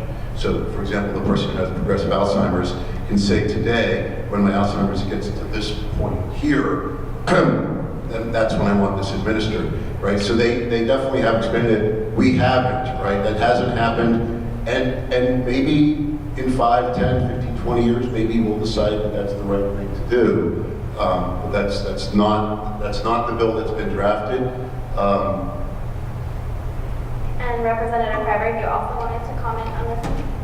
Sure, just as the bill author, as that said, that's not what this bill does. I'm not interested in introducing a bill that does that. A bill, I think the slippery slope argument gets used a lot as just a way to stop any legislation that has merit, a lot of which has merit to it, as this one does. The question was that a bill has been introduced, and the implication in the question was that that bill is going to become law. But a lot of crazy, I've been in the legislature now for in my 5th year, a lot of really crazy bills get introduced. Most of them don't become law. We're already over 3,000 in Minnesota here. Some legislator may get up what they think is a brilliant idea, and it just doesn't go anywhere, justifiably so. So I have no reason to assume this bill in Oregon doesn't fall into that category as well. And Ms. Dore. Okay, so I didn't hear anything because the mic, I don't know, maybe we're just not hearing. Okay, first of all, let's get it straight. Self-administration is not required in any of the laws. In Washington State, self-administer is specially defined to allow someone else to administer it to you. Capacity is specially defined. And also in Oregon, they had a bill about 2 years ago to expand from 6 months to a year that didn't pass. Most recently, they had a bill that made it explicit that someone else could administer the lethal dose to someone if they were incompetent. I think that's already allowed under the law, but anyway, I kind of lost track of that bill. I assume it didn't pass. I would have heard something. New Hampshire, they had a definition of terminal condition that was broad enough to apply to someone in a wheelchair who wasn't even sick. That was a few years ago.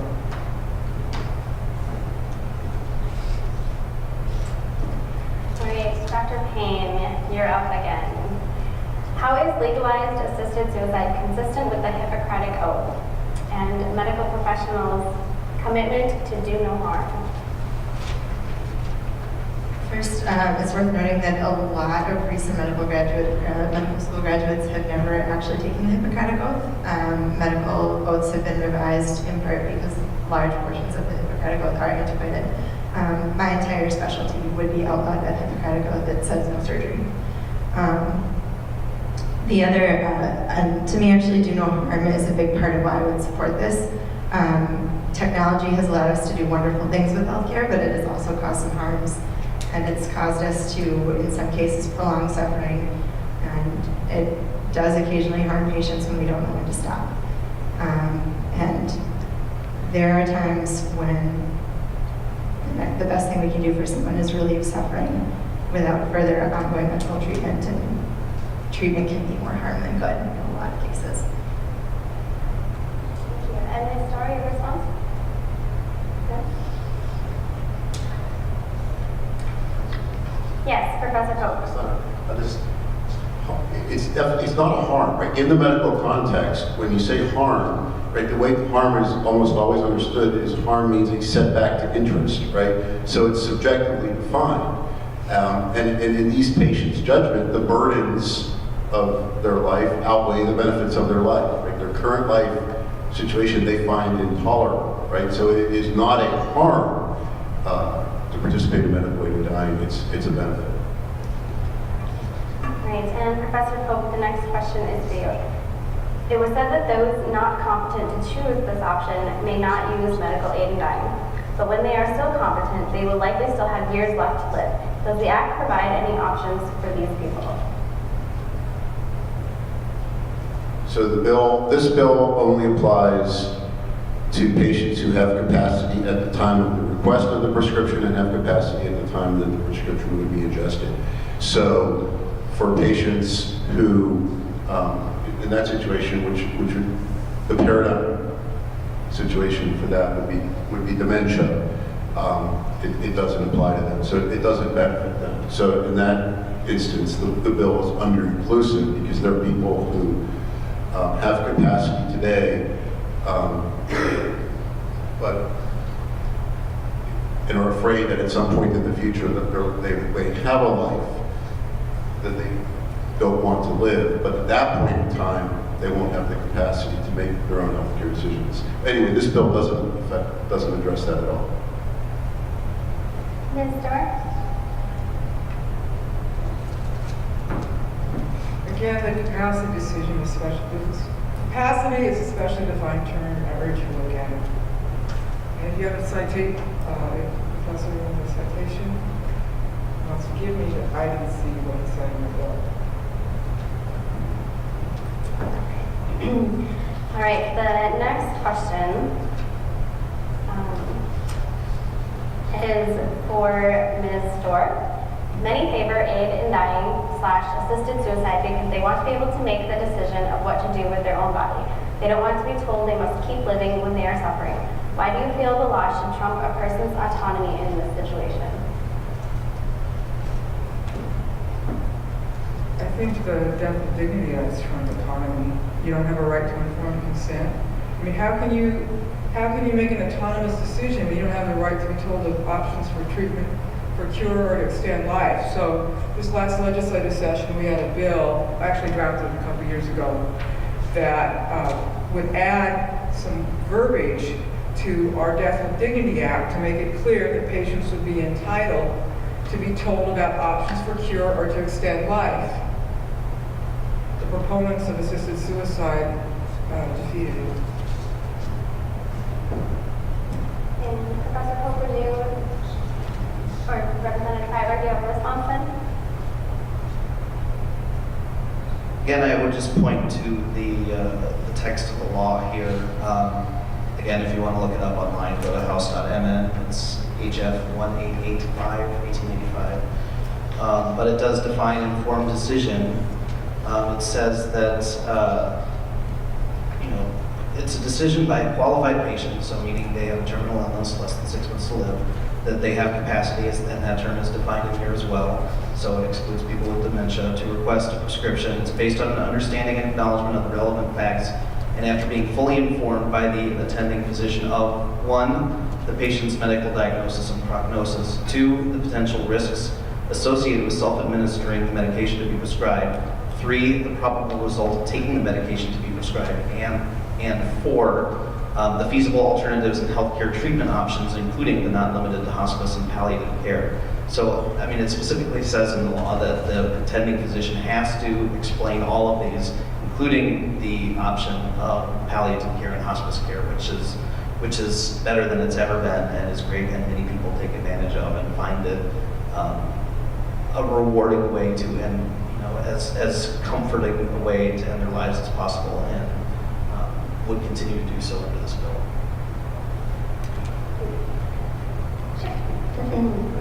So, I mean, and I would just build on that by saying, this bill isn't, and it doesn't become a piece of Minnesota law in isolation, right? You haven't seen any real birthday parties about this, but this is the 40th anniversary of the adoption of the Doctrine of Informed Consent in Minnesota, right? So in 1977, the Minnesota Supreme Court recognized the Doctrine of Informed Consent. So there's already, every licensed physician in the state of Minnesota already has a duty for every medical intervention to tell the patient everything that a reasonable patient in her situation would deem important or material about the healthcare decision at stake. So even if none of that stuff is all explicitly in the statute, but even if it weren't, there's already a duty, both as a duty of malpractice, both as a duty under the medical licensing board, to do all of that stuff.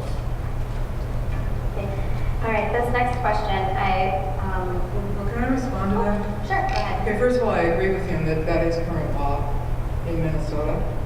But see, the thing is, the informed decision language displaces current law. And also, in my materials at page 10, I point out there's a rule of construction called a conjunction generis. And because of that rule, patients do not have the right to be told of curative treatment. And if anyone wants to read it, just grab my material. I don't want to try and do a legal humor here. Anyway, it's at page 10 of my materials. So the bill takes away an existing right. Okay. All right, so I think this will be our last question, and so if we could get a response from each panelist in turn. It says, a 2007 New York Times article reports that only 20% of terminal diagnoses are accurate. The article says it is often impossible to provide an accurate prognosis.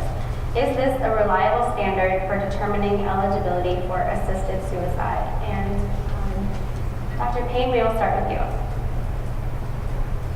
I think we've already discussed a few times that it is incredibly difficult to make an accurate prognosis or an accurate prediction with respect to any medical issue. When we make any medical decision, we use our best medical judgment and use the best available evidence.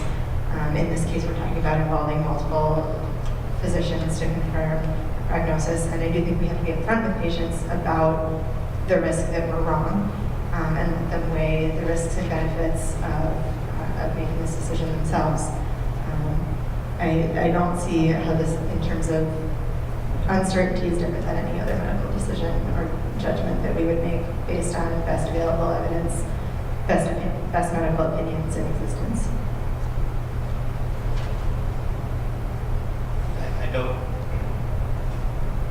I don't know that I can improve on that answer. I mean,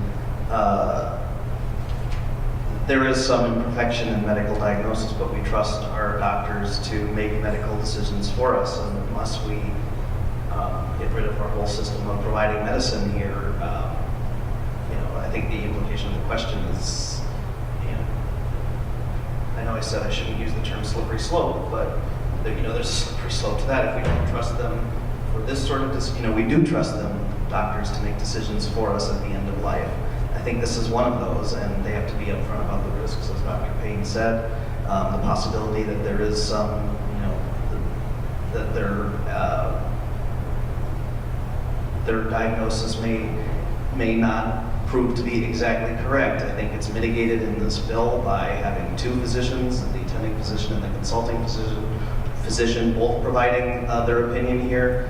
I think all we can do in any medical decision is rely on the best medical evidence that's out there, and I think our doctors do that on a regular basis. We trust them to do that, and we should trust them with this decision as well. Professor Coe? Okay. Ms. Dore? No response? Okay. All right. Well, with that would be our last question.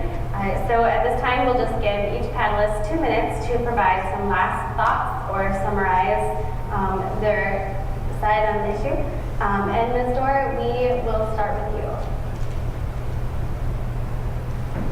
So I think what's come out tonight is that the bill has some problems and some ambiguities. And so even if you are for, in concept, assisted suicide and euthanasia, that this bill is not ready for showtime. It needs to be substantially reworked. And I urge everyone to look critically at any bill that comes forward. Thank you very much for allowing me to speak. Professor Coe? So we're never going to have 100% certainty that somebody's terminally ill, right? We don't demand that kind of confidence with respect to any other healthcare decision. So this is well tested. We have 30 years of data from Oregon and Washington that this is safe and effective. But I do want to say that I am impressed by Representative Freiberg and Senator Eden, that they come to these things. And I've been to other ones in Mankato, in Brooklyn Park, other places, right, where they have these town halls and they listen to concerns from the public and they incorporate. I don't think the bill is identical to the 2016 bill. And when this, if it does get into a committee and it gets a hearing, it will be revised. And I think they're open, and if they hear concerns, like we heard about the self-ingestion, if it's not perfectly clear that it's intended to be self-ingested and not administered by a third party, they're absolutely prepared. And anyway, I just want to recognize that they've been, just from my perspective, very open to getting feedback because they want to make the bill as safe as possible while still making it accessible to the population that is intended to benefit from it. Thank you for saying that, and thank you everybody for coming here tonight. Part of the legislative process doesn't, as bills move through the legislative process, they do get modified. I don't think the language, if it does get a hearing, it probably would get modified in some ways. But does that mean that I think it's not ready for prime time? As was said earlier, no. I think actually it is a pretty solid bill, and it's based on the law in Oregon. The law in Oregon's been in place for 20 years. Washington's been for 10 years.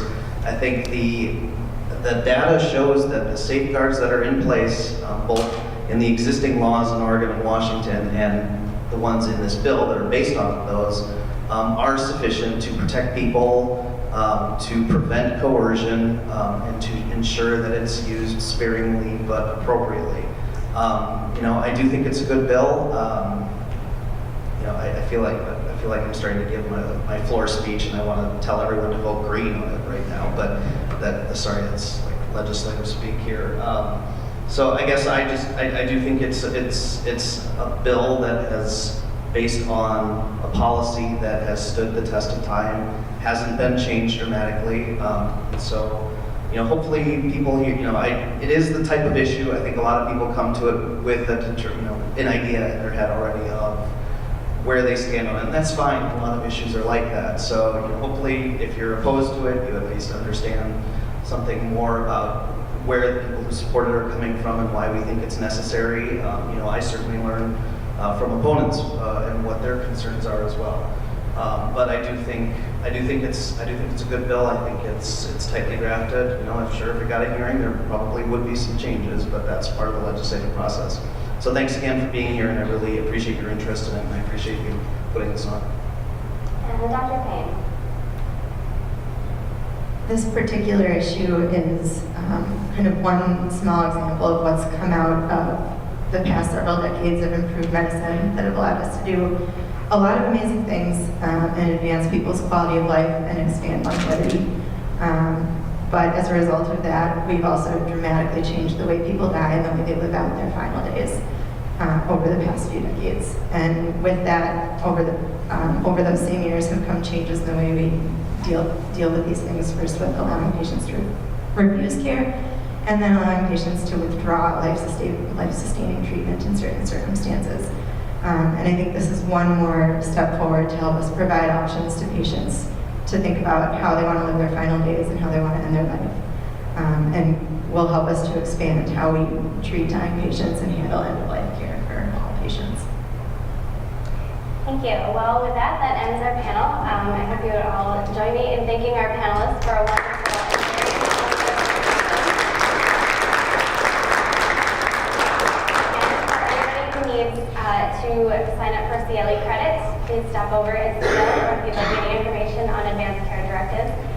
Please also feel free to grab another plate of food if you would like. And if I could have the panelists stay up here for a few pictures for our school, that would be great. Again, thank you all for coming.